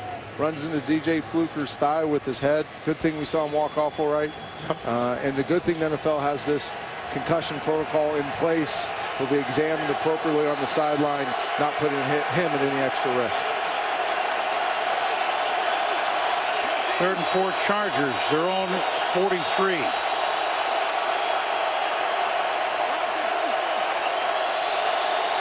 Royal comes down and goes back up. Rivers firing, and it's complete to Malcolm Floyd down the right sideline, and big pickup San Diego out of bounds near the 25. A 32-yard pickup on 3rd and 4. A big time play. What I want everybody to see is don't get caught up in what's going on with the route. Watch Phillip Rivers when he throws this ball and where Malcolm Floyd is. Right now, that ball's halfway to him before Malcolm Floyd starts on the corner route, locates the ball. The speed of the ball is perfect. You see a lot of mistakes where that ball's thrown too hard. That is a beautiful play by Phillip Rivers, facing a blitz man coverage, understanding that the defense is vulnerable over the top on the deep corner. Gerard Powers, who hit Rivers on a tackle and made an interception at the end of the half, beaten on that play. First down, Rivers throwing. A sliding catch by Ladarius Green down to the 11. So the Chargers have come out firing and moving out of the 6-yard line. And so it'll be 1st and goal for San Diego. There are a couple of long completions by Phillip Rivers, and very quickly here they go. Woodhead, the lone back, gets it, and a good stop there. I like it, though. They played quick. Yes, they didn't get a lot out of the play, but they're playing fast now at the line of scrimmage. You've seen it this whole second half. What does that get you? Now it gets the Cardinals on their heels a little bit. The other thing, Cardinals, historically bad defense against tight ends last year. 2 of the first 3 passes, tight ends. Antonio Gate to start, Ladarius Green to get him down here. This is the formula the Chargers need to sit on now in the second half. Play faster, get the ball inside of the tight ends. Empty backfield, 2nd and goal from the 6. Will we see a touchdown in this game?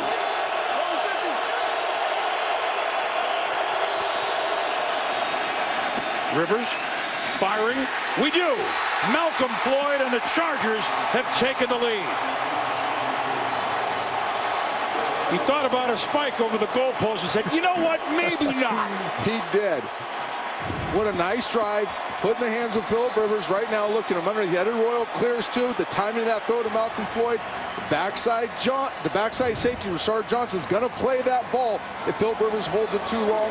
Great job anticipating the throw. Malcolm Floyd playing big in the middle of the field, securing the catch, knowing that he's going to take a lick from Johnson. Nick Novak on to try the extra point. Will this be the last year that we see them attempted from the 10? Could be, but at the moment, they're almost all automatic. And for the first time, the Chargers have a lead in this game. It's 10-6. And finally, a touchdown. And why? We had players play big on the first series. Phillip Rivers, the nice timing, puts his back foot in the ground, rips it in there to Malcolm Floyd. Malcolm Floyd finishes for once for the Chargers in the end zone.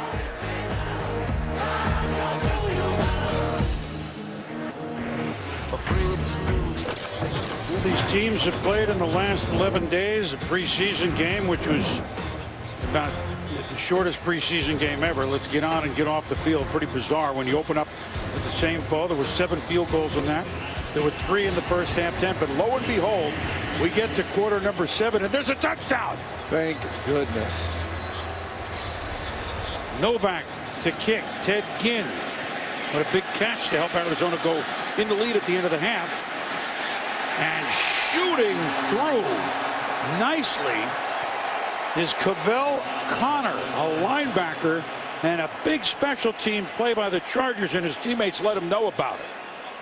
What a nice play. You talk about capturing momentum on offense with the first drive of the second half. Then special teams. It's a third of the game, everybody. Boom, get down there, see your keys, fire the gap, make the play and finish. Chargers special teams offense setting the tempo for the second half. Now the defense has to step on the field and get a stop. And if you're the Cardinals, you got a sense that the Chargers have momentum right now and get it back on your side by at least getting out of this deep territory and establishing some type of drive. First down at their own 8.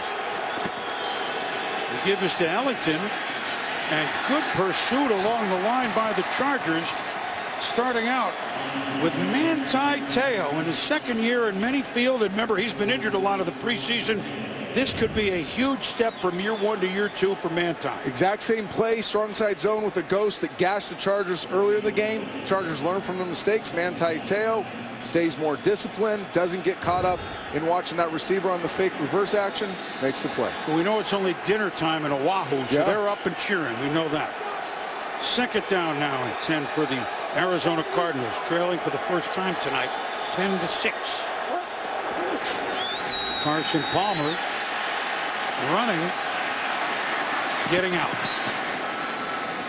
He makes a little something. He's actually made several times something out of nothing, Trent. He's a much better athlete than he's ever been given credit for. That play started off ugly, though. He came out backpedaling, looking to his left like it was going to be some type of quick throw. One of the receivers must not have looked for the ball in the timing Carson Palmer expected.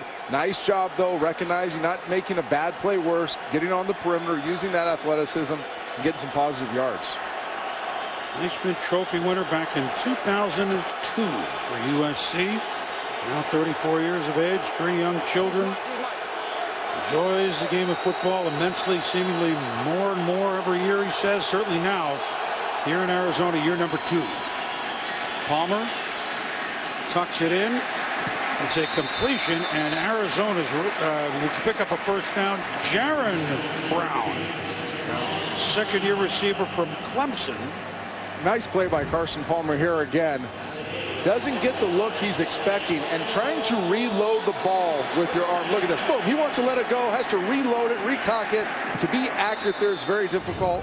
Good job by Brown working back out, giving Carson Palmer a throwing lane to convert a big third down from the Arizona Cardinals perspective. Drive began on the 8, so a first down gets it first and 10 at the 21. Ellington up the middle. And we'll pick up a few. That will be Kendall Reyes, Connecticut. Second round pick in 2012. Ellington will go out. Reyes, number 91, lost his dad, surprisingly, to flu virus at 49 this last offseason in the winter, so our heart's out. We certainly know what that's like. He's playing with a heavy heart and a lot of dedication this year. His dad, Gerard, Nashua, New Hampshire, the family from, only 49. Second down for Carson Palmer. And a quick throw to Robert Hughes, running back from Notre Dame. And for the second time in this drive, they move the chains, Trent. Carson Palmer likes Robert Hughes, says he's a big body with great hands. Go a little K4 action right here. That's old school language for the Y banana play that Gruden talks about. It's an opportunity to get the fullback in the flat right now. Nice safe play call on second down. Has the appearance of run. Slip an athlete out in the flat. Easy completion. Move the sticks. First and 10, the Cardinals. Their own 32. Ellington on a lot of action, but didn't fool the Chargers. Stopped at about the line of scrimmage. By the way, Palmer connecting thus far tonight, Trent, with 8 different receivers. Doing a nice job spreading the ball around. Aggressive play calling early in the game by head coach Bruce Arians and also the play caller. Now we're getting in this drive in the second half. That big third down helped them. They were able to run the ball, throw the ball in the flat. I would look for another vertical pass here coming up soon. Bruce Arians can't help himself. He likes to chuck the ball down the field. Well, of those 8 receivers, none named Larry Fitzgerald. Exactly. Interesting. Second down and 10. The give inside is trying to make a cut and slipping is Ellington. Again, the Chargers had him snuffed around pretty good. I wouldn't be shocked on the Fitzgerald stuff. If you look at his season last year, a new system for Carson Palmer, new head coach in Bruce Arians. Larry Fitzgerald, one of the best players in the National Football League. But there's a growing process with the quarterback and a receiver. Larry Fitzgerald only targeted 24% of the snaps last year, the lowest since 2006. But Carson and Larry both told us in our meetings, it's coming, it's coming. They have a great feel for one another. It won't surprise me if Larry Fitzgerald makes a big play coming up very soon. 3rd and 9. Palmer. Ball stripped loose. Chargers on it. Big turnover. San Diego. Jerry Atauchu, who blocked a punt, forced it loose. The Chargers traded up a little in the second round to get this linebacker from Georgia Tech. And bang, the ball was out. And they love his athleticism. You saw his get off on the ball right there, his ability to dip, rip, and turn the corner. There's very few people in the league. This skill right there, the ability to make the tight turn on a tackle, get under, maintain your balance, and then finish the play. Bright future for Jerry Atauchu right there. Eric Weddle raved about him in our meeting. He said look for him to make a big play in this game. And Dwight Freeney, who so often strips the ball, fell on it. Fix it up. Fell on it for San finished Diego. again. Can they finish this turnover? Here 1st and 10 at the Arizona 29. San Diego leading 10-6.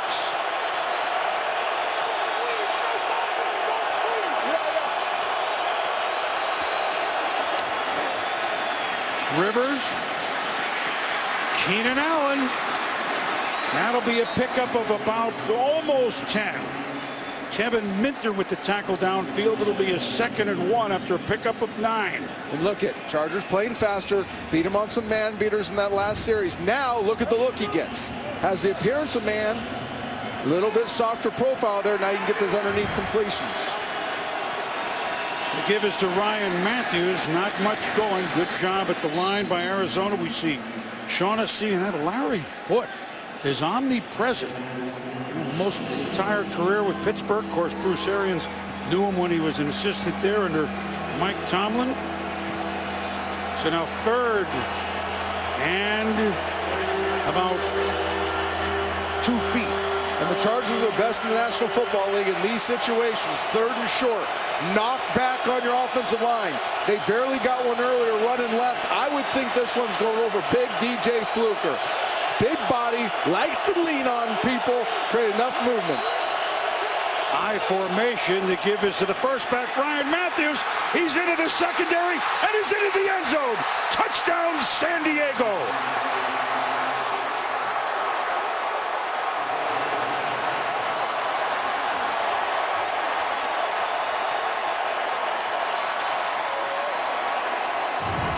Chargers best team in the league last year in these situations. Knocked back. Look at that movement. It was actually by the left side of the offensive line, caving in the front side of the Arizona Cardinals defense. Inside dive play. Matthews, great vision on the cutback and the ability to finish. Got skinny right there on the individual tackle. Finishes in the hole.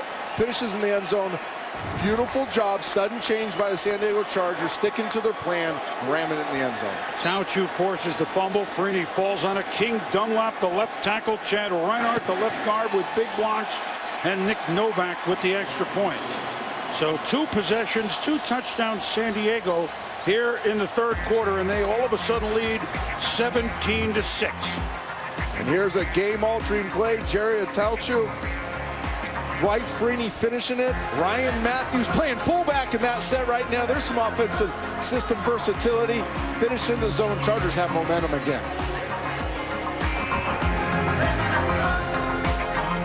ESPN's Monday Night Football brought to you by Navy Federal Credit Union. Once a member, you're always a member. NFL.com/now. Much the biggest library of NFL videos anywhere. Free. Unveiling the Ring of Honor of Kurt Warner. His wife Brenda. I mean, all football fans know this story. It's still almost too good to be true. Stocking shelves in Iowa. Arena player. Gets a chance. Super Bowl win with the Rams. Super Bowl tough loss with the Rams. Super Bowl appearance and almost win in 08 with these Arizona Cardinals in that awesome game at Tampa against the Pittsburgh Steelers. And he's forever a hero here, as in St. Louis. Special player, special person. One of the great ambassadors our league has. dear friend. I think he's a Hall of Famer. I think he's a no-brainer Hall of Famer. So bad teams made him great. I don't know if you can say anything better about a player. What a great night for Kurt Warner to be honored by the Arizona Cardinals.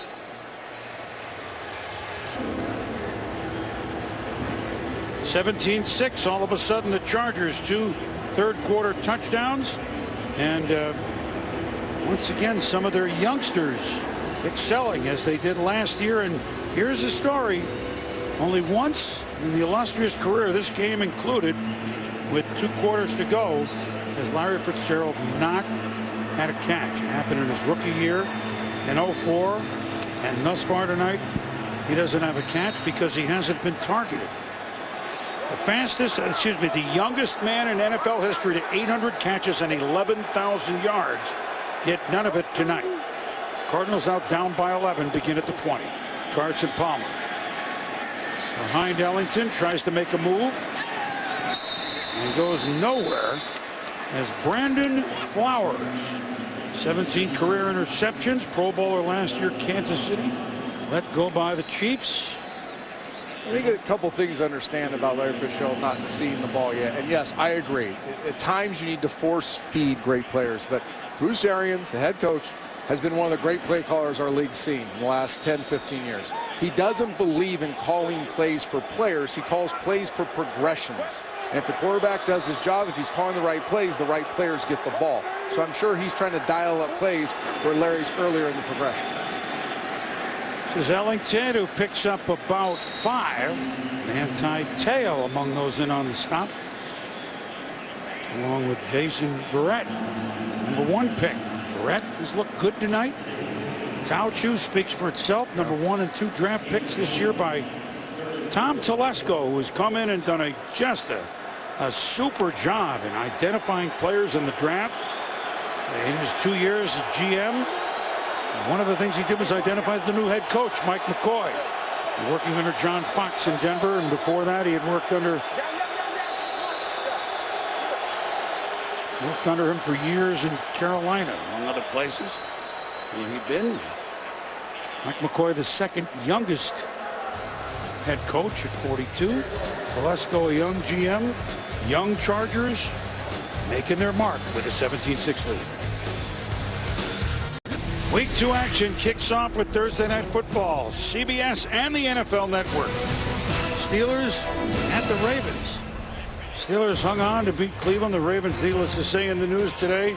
And, oh, by the way, they lost a game on yesterday to Cincinnati. Didn't look good, but that pales by comparison to the release of Ray Rice. And that will continue. So Larry Fitzgerald, we've outlined it. Let's watch this play on 3rd and 4. I mean, you would think any play would be advantageous for him, Trent. Yeah, this is a situation where you definitely can force feed Larry the ball. Oh, not this easy situation, just went to a hard situation. 12 start. Offense number 70. 5-yard penalty. Still 3rd down. So Bobby Massey, the right tackle, jumped when Melvin Ingram, among others, came charging up. Forced him to take a look, and you can't do that when you're in your... Yep. And listen, coming out of a timeout at home, I think, you know, circumstances for offensive linemen sometimes can be very difficult. On the road, playing up tempo, you're tired, that's understandable. You just had a timeout. You're at home, there's no crowd noise, and you jump off sides on a 3rd and short, now turn into a 3rd and long. 3rd and 9. Freeney almost had a chance. Palmer unleashes it, and that's way out of bounds. So yet we move along. Larry Fitzgerald, 23rd all-time with 846 catches. 13th all-time with 367 yards. 12th all-time with 87 touchdowns. Nada. And here's another veteran that spin move again, Dwight Freeney. And they were calling a play to see Larry right there in the replay. They're running a corner route with him. He's not necessarily wide open, but there's a throw to be made if he could step up in the pocket. Dwight Freeney doesn't allow him to. So the second-year punter, Drew Butler, and corks one. Eddie Royal will try to pick up some yards. That's a good special teams play. Justin Bethel, the man that can leap tall buildings in a single bound. And an absolute special teams war daddy. I mean, this guy makes plays on special teams all the time, takes advantage of his freakish athleticism. It's not just speed, it's explosiveness. and he finishes. I mean, I can't tell you how hard this is. These athletes, they're running so fast, they're having to change direction. There's a ton of space, and this is an example. 60-inch block right there. I mean, I tap out at 40, Boom. I know you tap out about 36, 37. Millimeters. Yeah, that's 60 right there. That's a joke. That's a joke. That's a come-on man. I'm sorry. Come on, man. San Diego has scored touchdowns on both possessions in this quarter. Phillip Rivers and company take over at their own 35, leading 17-6. Phillip to pass it. We're behind Keenan Allen. He makes the catch, evades the tackle, picks up about 8 or maybe 9 yards. One of the few tackles that Larry Foote has not wrapped up tonight. He's had a good night, but he missed Allen that time, and he's not the first to do it. Nice catch by Keenan Allen, body control. Worked out with Keenan Allen when he was a freshman in college at Cal. And I called Coach Steffer. I said, you have a kid up there with some unique body control, large throw radius, and he's proved it as a young player in the National Football League. Second and short, and it's going to be third and not as short. It's a good job again by Arizona. Number 91, Matt Shaughnessy, and 95, Tommy Kelly. Just a large force. Frosty Rucker got hurt in the first quarter. Kelly just picked up. You pointed it out, Trent, maybe playing a little longer than they had in mind, but made a big play there. And so instead of 2nd and 1, it's 3rd and a long 3. And look at the defensive linemen. They're standing up as long as possible.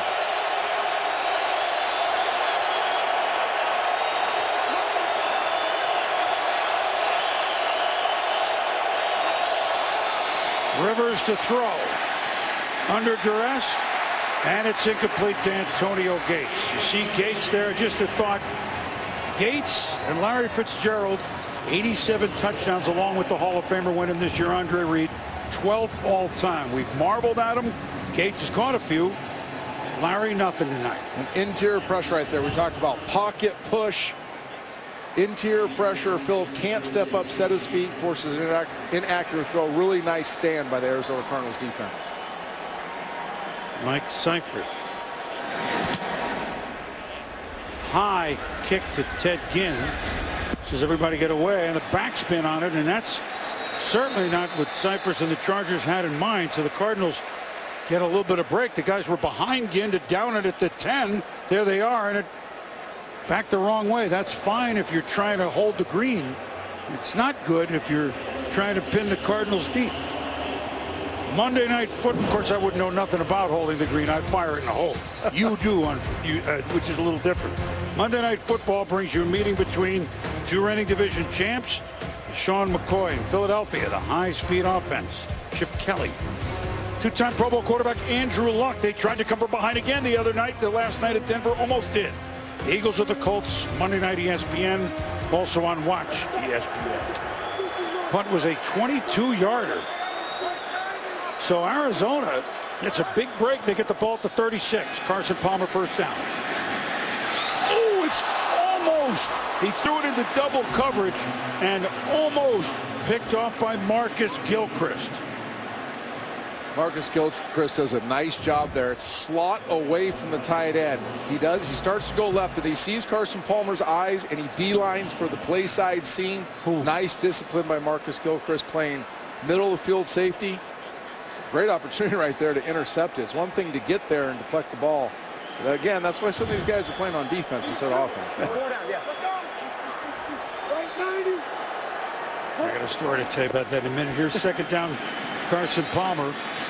And that's behind, but a grab is made by Rob burning down the Hausler, the tight end from Florida Atlantic. Third-round pick in 2011 from El Paso. And they have three tight ends they'll use. They've all played: Carlson, Hausler, and Troy Nicholas. Ninth different receiver that Palmer has found. Everyone but the man in motion there toward the bottom, Larry Fitzgerald, but the give is to Andre Ellington.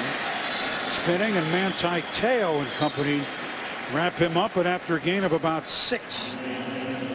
Two things notice on this drive for the Arizona Cardinals. Number one, we talked about earlier, Bruce Arians, play caller. over the course of his career in the National Football League, one of the most aggressive play callers, especially in the pass game. Doesn't really believe in that short intermittent passing game, wants to push it down the field. They've done that twice on this drive, got away with one that should have been picked, big completion a couple plays ago. The other thing is they're getting out of the huddle fast. They're huddling, then they're getting to the line of scrimmage quickly, putting the Chargers on their heels a little bit. 2nd, 4. Ellington's got room on the completion from Palmer inside the 30. And after the poor punt, the Cardinals are trying to take advantage here. That's another Arizona Cardinal first down. Watch everybody get deep. Young quarterbacks, check downs, throw it to your back while the defense is still retreating. Don't wait for the defense to get deep. Stop and play downhill. Carson Palmer sees it right away. The profile of the defense, all the defenders moving backwards. Back slips out in the outlet. Get him the ball going downhill while the defense is moving backward. That was a clinic on check down throwing. Seems easy, but it's a nuance that quarterbacks learn late in their careers. 1st and 10 at the 30. And this time, not so swift as Ellington, but you know, the fact that he's in there, he was a big question all week, learning 90 minutes before that he was going to go. Manti Te'o and another stop, and our man Jerry Atauchu, who has been omnipresent for the Chargers. A big 3rd quarter, 17-6 San Diego heading to the back in Arizona. A big 3rd quarter for the Chargers. Phillip Rivers to Malcolm Floyd puts them in the lead, 10-6. And Jerry Atauchu with the strip sack of Carson Palmer, Dwight Freeney with the recovery, and Ryan Matthews into the end zone, the left side of the line, doing a big job. Gates as well on that play. And the Chargers lead 17-6, but here come the Cardinals. The Arizona Cardinals, the only team in the last 2 plus 1 week year, 2 years and 1 week to go into Seattle and beat the Seahawks. So they're not afraid. We know that much, Trent. They got it. I know it's early in the, it's just the beginning of the 4th quarter, but after this drive, what they've endured in the 3rd quarter, I think they got to finish off this drive. They're having their way. Change a quarter. San Diego's had a chance to breathe, but they got to keep applying the pressure offensively. 2nd and 11, Carson Palmer going long, and there's a flag in the secondary. Pass intended for Carlson. Richard Marshall on holding. defense. Defense number 31. 5-yard penalty. Automatic first down. Trent, where did he go to school, Marshall? Yeah, I wish you'd say that to make a big play, but Fresno State. Well, he has time. Fresno State. It's the 5-yard penalty, but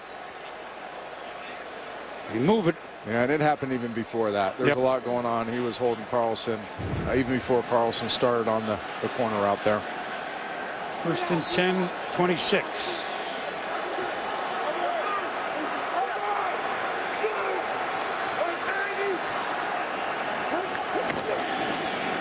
Give us to Stephen Taylor,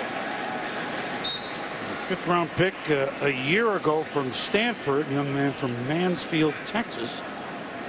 Trying to change it up at the back, using just about everybody, right, Trent? They are. Friday at practice, Boom, we saw this exact situation. They were going over 2nd and 3rd down in the high red zone area, and they fell in love. They worked on about 4 or 5 times the old school deep shake route. That's the outside receivers starting on the post routes, the in-breaking routes, and then at the top of the route going to the corner. I would expect to see one of those shots coming up. Palmer on 2nd down. There's Stephen Taylor spinning down about the 11, and that's another Arizona Cardinal first down. Nice job by Carson Palmer.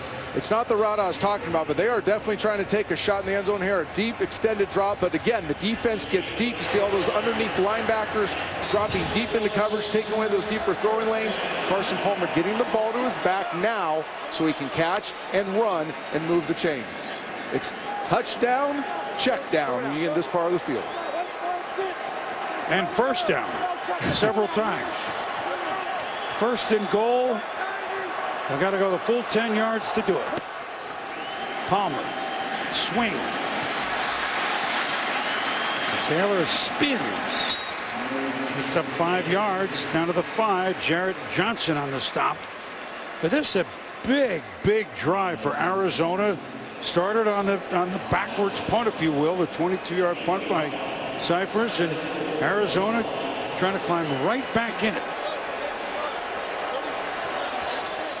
6-3 Cardinals at the half. 2 third quarter touchdown Chargers. Now Arizona trying to answer here early, 4th. Second and goal from the 5.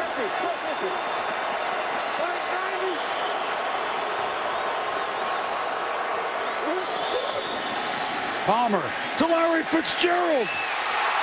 One-hander. But one-footer.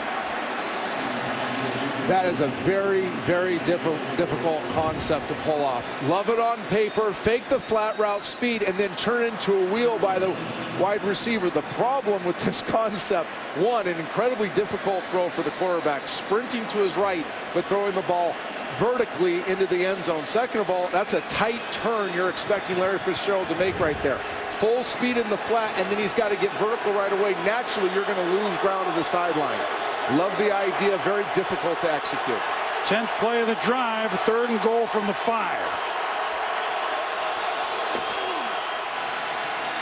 Palmer evades the Chargers. Touchdown, Arizona. Stephon Taylor.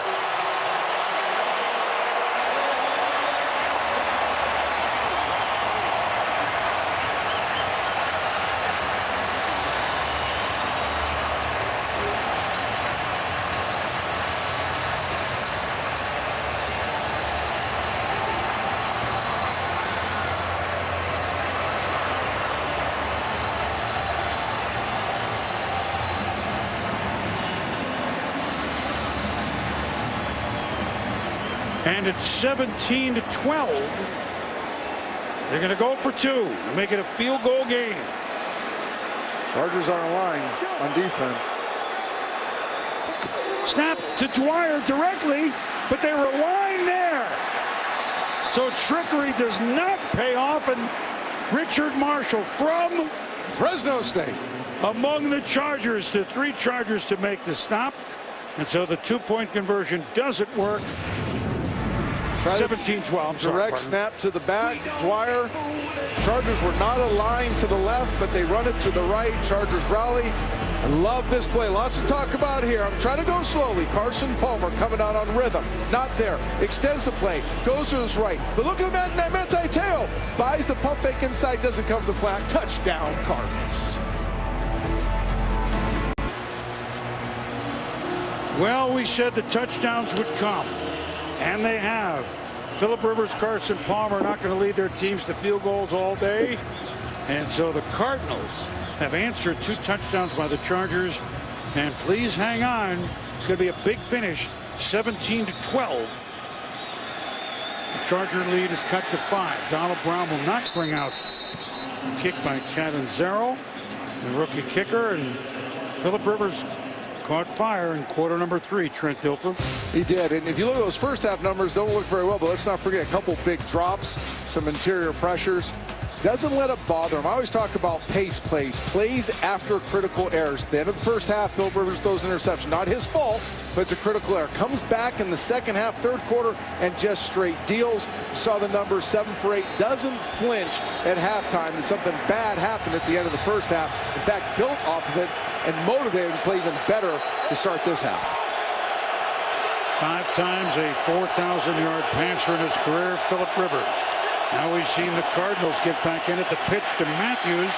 He turns the corner, and Ryan Matthews is going to pick up about 11 and a Charger first down. He got outside of Sam Acho, the linebacker, and he can scoot. Matthews' first healthy year last year, and you're seeing a difference. And the speed right there to get the corner, the perimeter run game, so valuable for offenses to be able to threaten the entire field in the run game, not just run between the tackles. Matthews, the last 7 games of last year, led the National Football League in rushing, finally became what they needed him to be, a bell cow back. 1,200 yards plus last year for the Chargers. First and 10 at the 31. 17-12, San Diego over Arizona. Under the 12-minute mark. The give is to Matthews. That play took a little long in developing, and Arizona pounced on it. Matt Shaughnessy, 6-year man from Wisconsin, 3rd-round draft pick in '09 from Oakland, again from Norwich, Connecticut, up the road from some of us. I give the Cardinals front 7 a ton of credit all night long. They have made it tough sledding in the run game. They get up a couple plays, but up inside, interior push, engaging offensive linemen, getting off tackles, allowing the linebackers to run free. We've seen Larry Foote have a great game tonight. A lot of that's due because of those big uns up front eating up a lot of blockers.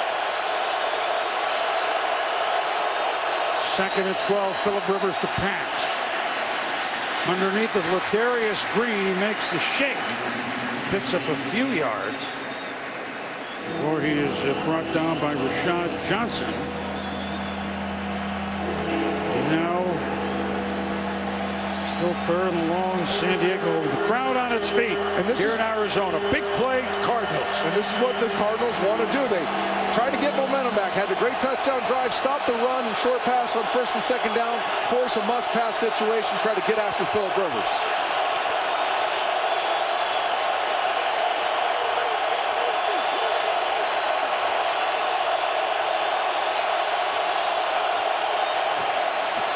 Here they come.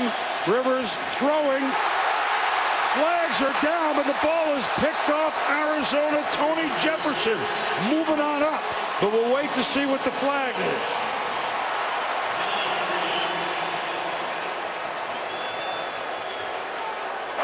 Holding. Defense number 22. 5-yard penalty. Automatic 1st down. So he held and then intercepted.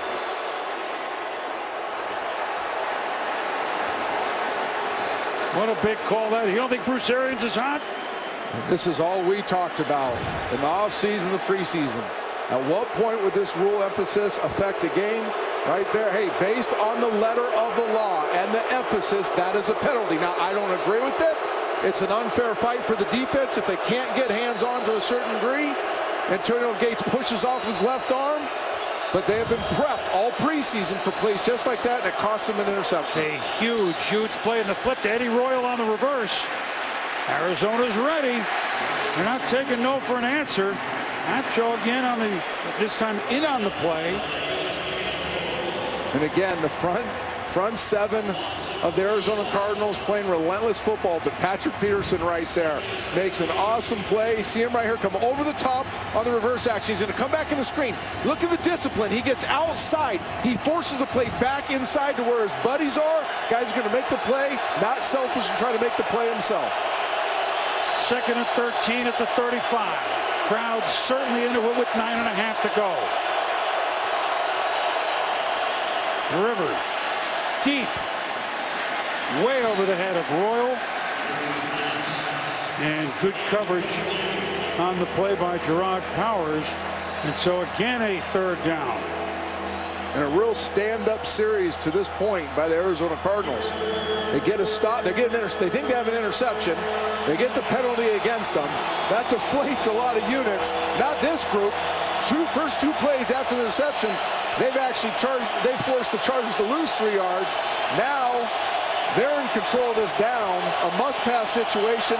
Calais Campbell told me, hey, I live to eat, and I eat on 3rd and long.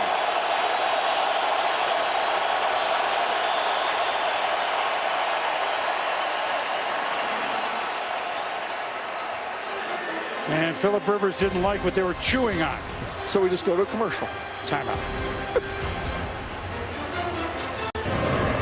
ESPN's Monday Night Football brought to you by Autotrader.com. Find your car your way at Autotrader.com. And ESPNFanshop.com, powered by Dick's Sporting Goods. Covered tonight from Spider Cam, brought to you by DirecTV here at the University of Phoenix Stadium. They house an undefeated college football team. You know, they've never lost. University of Phoenix. Never. Well, they're an online school, so it's pretty amazing. They're really good. They recruit well. They got a fast offense. They found the secret sauce. And don't play any games. The Cardinals are trying to play as well as that college team in this yard. 3rd and 13.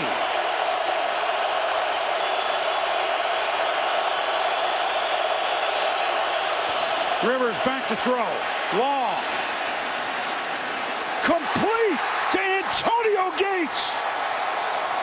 The duo of quarterback and tight end that has the most touchdowns combined come up with a huge play on 3rd and 13 of 34 yards. Double A-gap pressure. Philip Rivers knows he's got to hold it. Last second gun barrel. That ball is thrown so early. That's a corner go. That ball's been in the air for 15 yards by the time Antonio Gates looks back, because Philip Rivers holds on to it to the last second. Gun barrel accuracy. That was a dime. Danny Woodhead. Not much foot on the tackle. What a play. And those guys they know each other's moves in their sleep, don't they? And so much more to playing quarterback than just throwing the ball. The sense of timing, anticipation, accuracy, the courage to stand in there in the last possible second, knowing somebody's going to hit you right in the chest plate, and still having the courage, the awareness, the moxie to drop it in there. That's a big-time play. And Antonio Gates, how much does he have left? 5 catches for 73. Danny Woodhead kind of diving under, just squirrels for a couple. So the pride of Chadron State. Going back to situation, I mean, Arizona comes out, has a nice stand, thinks they intercept the ball, penalty, then forces the Chargers backwards, forces the 3rd and 13. Ball's in their court. They have all the control in that situation, except they're facing one of the best players in the National Football League. Philip Rivers gets them out of the hole.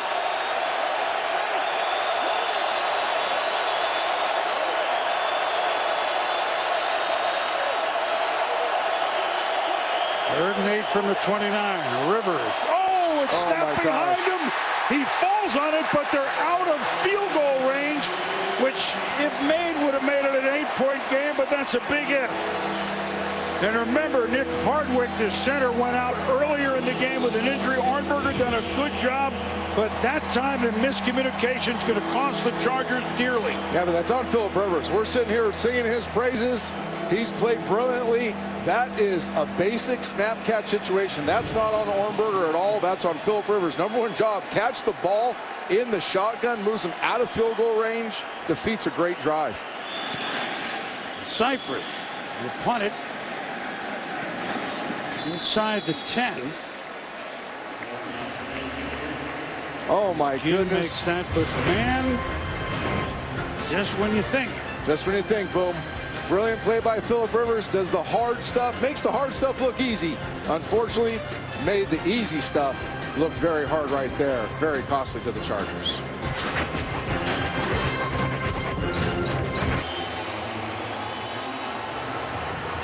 Chris Berman, Trent Dilfer, Lindsey Czarniak, our Monday night crew here in Arizona. Entertaining game. The Cardinals, Carson Palmer, have a chance that if they can score a touchdown here toward the end of the 4th quarter, would come all the way back from 11 down. Palmer throwing on 1st down to Larry Fitzgerald.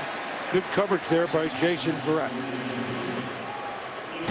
The thing about Carson Palmer, he's down 17-6. Your instincts say, hey, I want to push this ball in the field. I want to get us back in the game. But no, shows discipline.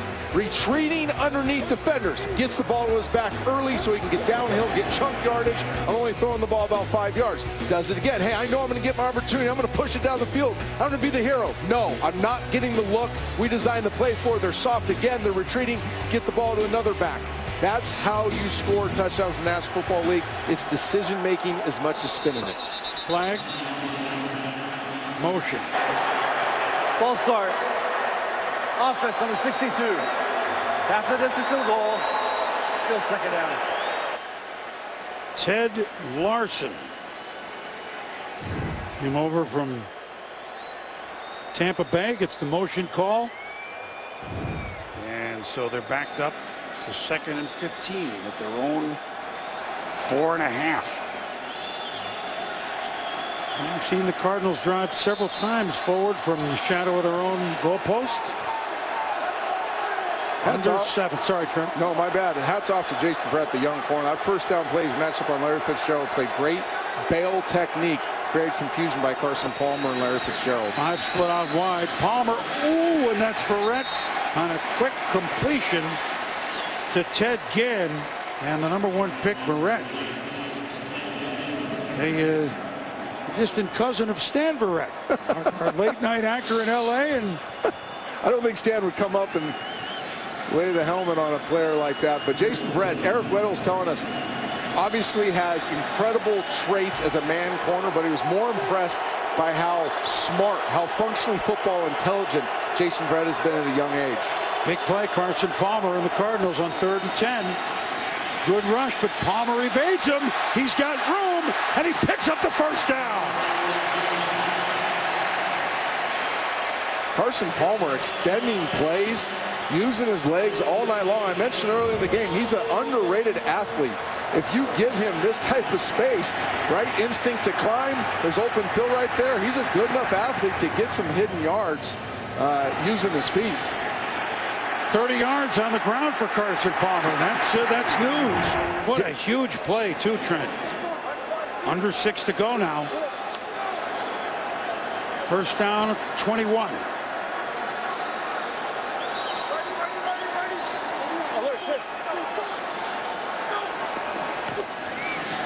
Palmer fires. Complete on the far side to Michael Floyd. And San Diego fans are going, no, wait a minute. I don't want to say it. It's Monday night. Well, go ahead and take the play. Well, this is interesting. I don't want to make too much out of this, but that was a mirrored route concept. Michael Floyd running a speed out to the right. Larry Fitzgerald running a speed out to the left on Jason Verrett.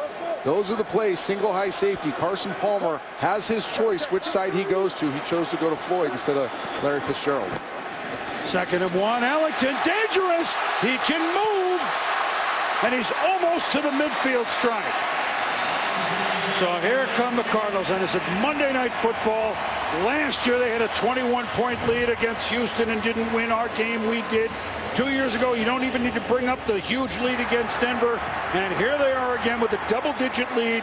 And San Diego fans are wondering, oh my goodness, really? When the clock strikes past midnight in the East, is that the problem? The Charger defense must stand because we're down to 4.5 minutes. Palmer has led them up almost to the 50.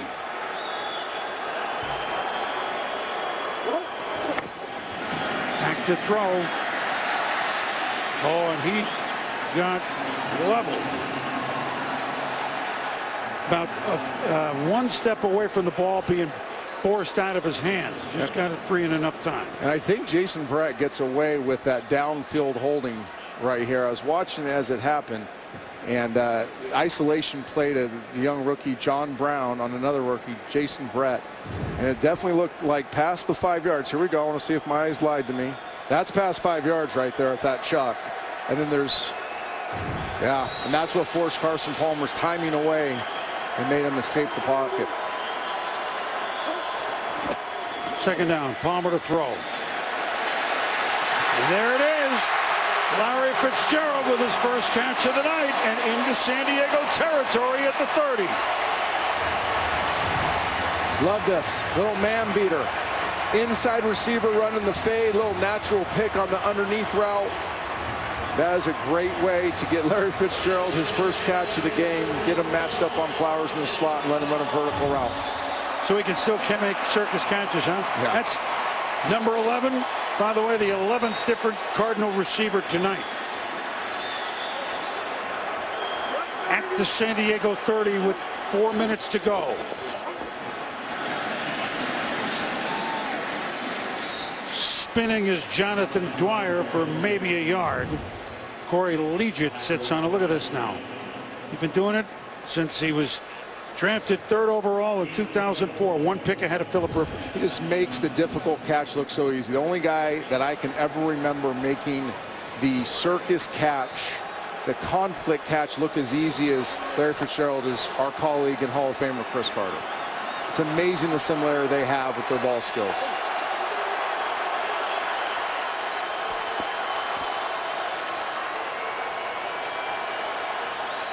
2nd and 8. Palmer, time. Ooh, but that ball sails wide of Fitzgerald. And now again, a 3rd down play for Carson Palmer. Can the Chargers defense make a stand? 3:17 in the game. That's Larry Fitzgerald and Carson Palmer not being on the same page there. A little underneath called an arrow route, a little stop route by an outside receiver. Larry Fitzgerald comes in, recognizes the zone, sits in the hole. Carson Palmer expecting him, obviously by where he threw the ball, to slide back out. They still have some stuff they need to work on to be on the same page. This is 2-down territory, without a doubt, with 3 minutes. 5 points? I don't think so. Palmer to throw. We won't have to find out, because Michael Floyd with a diving catch, and the Cardinals are down to the 13-yard line. That's another Arizona first down. What a catch by Michael Floyd. Going down, those are tough catches for wide receivers, especially tall wide receivers. Michael Floyd, 6'3", going down, securing the ball, getting both arms underneath, and that's something Chris Carter talks about right there all the time. As you go down and you're trying to catch that ball, you must roll to your side, not stay on your belly. Nice job by Michael Floyd there, securing the catch. Drive began at their own 9. They even had a penalty, remember? Palmer on first down to the rookie. Touchdown, Palmer to John Brown. Arizona back in front.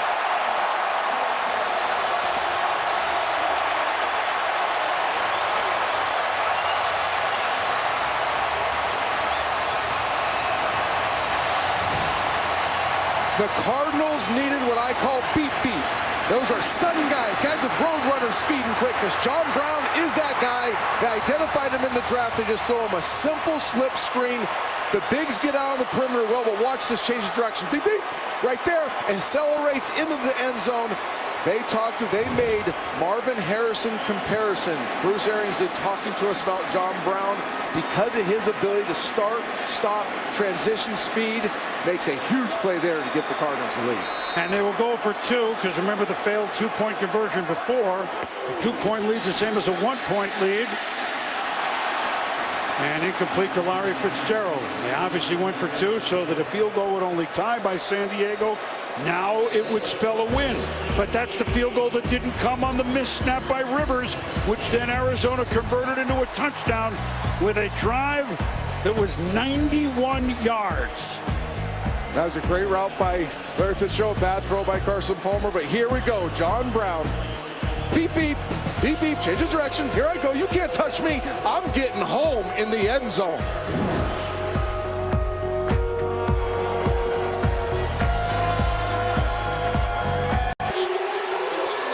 You waited into the second half the night before the full moon. It's a valley now again of the sun.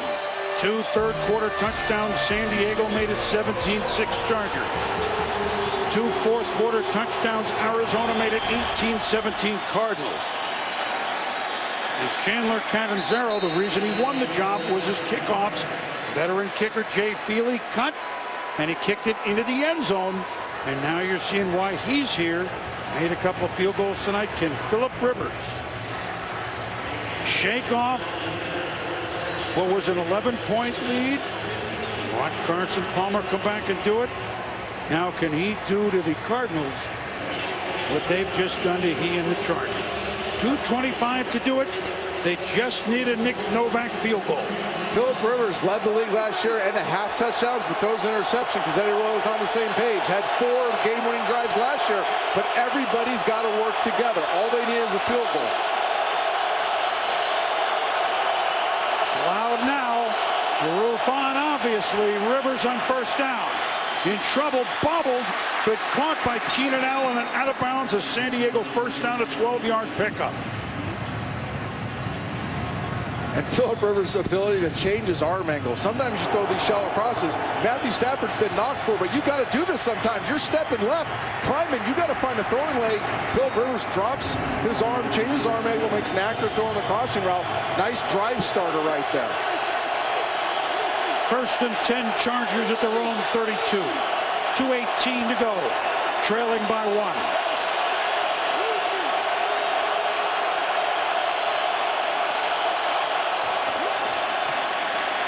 Rivers complete. Nacho makes the tackle on Antonio Gates, his 8th catch, and that'll probably take us to the 2-minute warning. Well, if you stayed up, you were rewarded. You knew the touchdowns would come. We've had 4 of them here in the second half. San Diego says we don't need a touch. We'll take it. How about a field goal? We'll see. 2 minutes to go. 18-17 Arizona. 2 minutes to go in this game, and we finish up here. Sports Center right up the road from our LA studio with Neil and Stan. Ray Rice released by the Ravens. Lions impressive at home on Monday night. And Kershaw again for the Dodgers. Man, he's awesome. He is, yeah, he's just awesome. It's automatic. Second down and 2 at the 40 for the Chargers.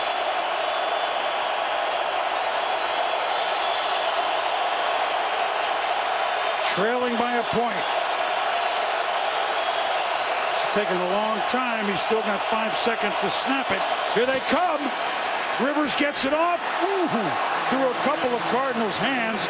Patrick Peterson had a stop. Interesting. We talked to Bruce. Yeah, we talked to Bruce Arians, Boom, and we talked about these end-of-game defensive situations, how aggressive he is. He said, I know 2 defenses in these situations. Blitz man and blitz. That's all he knows. They bring the house right there, put those guys on an island. You will see aggressive defensive play calling by defense coordinator Todd Bowles right now, because Bruce Arians, the head coach, believes in staying aggressive in these moments. Think they're into it?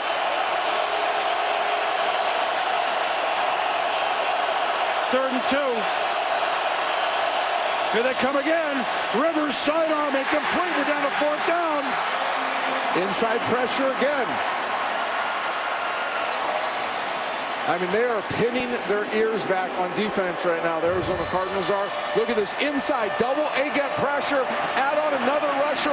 Phillip knows he's got to get the ball out. Trusting Keenan Allen that he's going to be in the spot there for the hot throw. There's no choice, but you got to make a better throw if you're Phillip Rivers. This Arizona Cardinals defense should be fresh. The last 2 Arizona offensive drives, 11 plays, 10 plays. These guys have been chilling over the sideline so they can pin their ears back. Could be your ball game right here.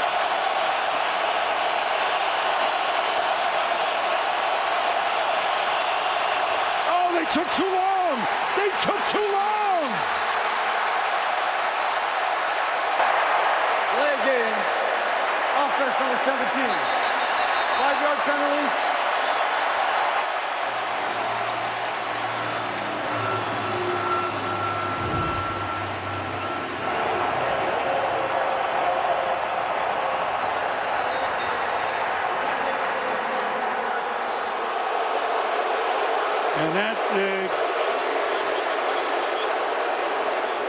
And the communication between the backup center, Arnberger, and a very loud, but the clock went way down, Trent. Well, the same thing that makes you laugh makes you cry in football.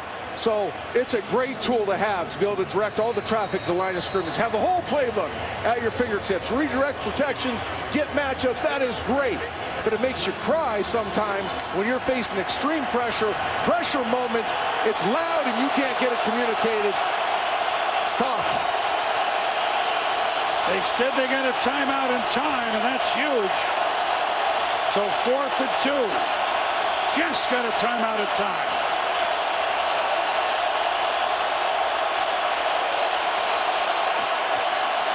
Ball tipped, but caught, but dropped.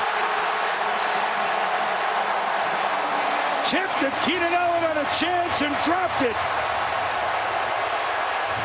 And the Arizona Cardinals, barring some unforeseen event, are going to be able to run this thing down and steal a 1-pointer after trailing by 11. The most underappreciated aspect of defensive line play and front 7 play is when the quarterback stops, understanding it and getting your hands up. Larry Foote, no surprise it would be him. The guy has dominated from the inside linebacker position against the run tonight, and there the wily vet is in a pressure rush situations. Recognize Phillip Rivers is stopping his feet, pulls up, has the awareness to knock the ball down. Now Keenan Allen still has a chance to make the play, but the deflected ball makes it that much tougher. And Phillip Rivers gets it. Identified the wide receiver, had the matchup he wanted. He couldn't account for Larry Foote making an exceptional play there. to possibly win the game for the Arizona Cardinals. Foot with his hand may have given the Cardinals a 1-0 start this year. Just a simple run, and the Chargers had to use a timeout, of course. So now here comes another one. That's Dwyer. And so they'll have nothing left. So, look, 11-point lead on the road, admittedly, against a team that won 10 games. This one, if barring the unforeseen, is going to sting. And what'll sting more? 6 days from now, the Chargers home opener, the Seattle Seahawks. The Arizona Cardinals, meanwhile, if they hold on with a comeback win on a short week, go a long way across the country to face the New York Giants team scratching their head after a blowout that we saw tonight in Detroit. So what a difference. All of a sudden, Boom, the key there you play. go. I mean, think about it. Arizona Cardinals done a nice job, but Phillip Rivers responds to 3rd and 13 completion, gets them down to scoring territory. They're going to kick a field goal to make this an extended lead. Phillip Rivers drops the snap. You just have to execute a couple of handoffs, and that'll do it. Jonathan Dwyer spins. Now just about do it. But unless Novak could kick a 90-yard field goal with 10 seconds to go. Well, there's a lot of Carson Palmer doubters out there, and it's understandable because you see his career numbers, and there's that one number at the end, the interception number, 152. But I think if you take the last 9 games of last season, where he was brilliant, and you look at his performance tonight, got away with a couple, made some great throws, made great decisions. His last 2 drives, getting the Arizona Cardinals back in this game, 12 of 13 and 2 touchdowns when it mattered the most. And a couple of scrambles. Big scramble for a first down deep in his territory. Well, that's a first down. Foot. And Jonathan Dwyer, and you could. And the fat lady's about to sing. And the big guys love this. Yep. Finish the game with the ball. I've been working hard all night. Let me go downhill, move some white shirts, and let my runner get on my hip and finish these things off. What a nice job of the Arizona Cardinals offensive line right there. So Carson Palmer tonight, Trent, 24 of 37 for 304 with 2 touchdowns, no picks. He'd never run for 30 yards in a game before tonight. And the Arizona Cardinals, as the clock ticks down, will defeat the San Diego Chargers, staring an 11-point deficit in the face. 2 fourth-quarter touchdowns, and the Cardinals win 18-17. 2 teams that combined for 19 wins last year, combined to put on a heck of a show. This is a really entertaining second half. These teams really have a chance to go places, Trent, and we know they both have moxie. Yep. I think both these teams will make a lot of noise. Cardinals show a little bit more resilience tonight. What a good football game this turned into. I thought we saw really good quarterback play for the most part. Phillip Rivers made the one mistake, but I'll say this, Boom. The biggest honor for me is to be able to work with you once a year doing this. Thanks, partner. It was great. Really appreciate a lot of fun. Really enjoyed this. Hope everybody else did. Our thanks to Lindsey Zarniak on the field. Our whole ESPN Monday night crew out west. Arizona 18, San Diego 17. So long from Arizona. I'm Chris Berman. Good evening. Sports Center coming up next.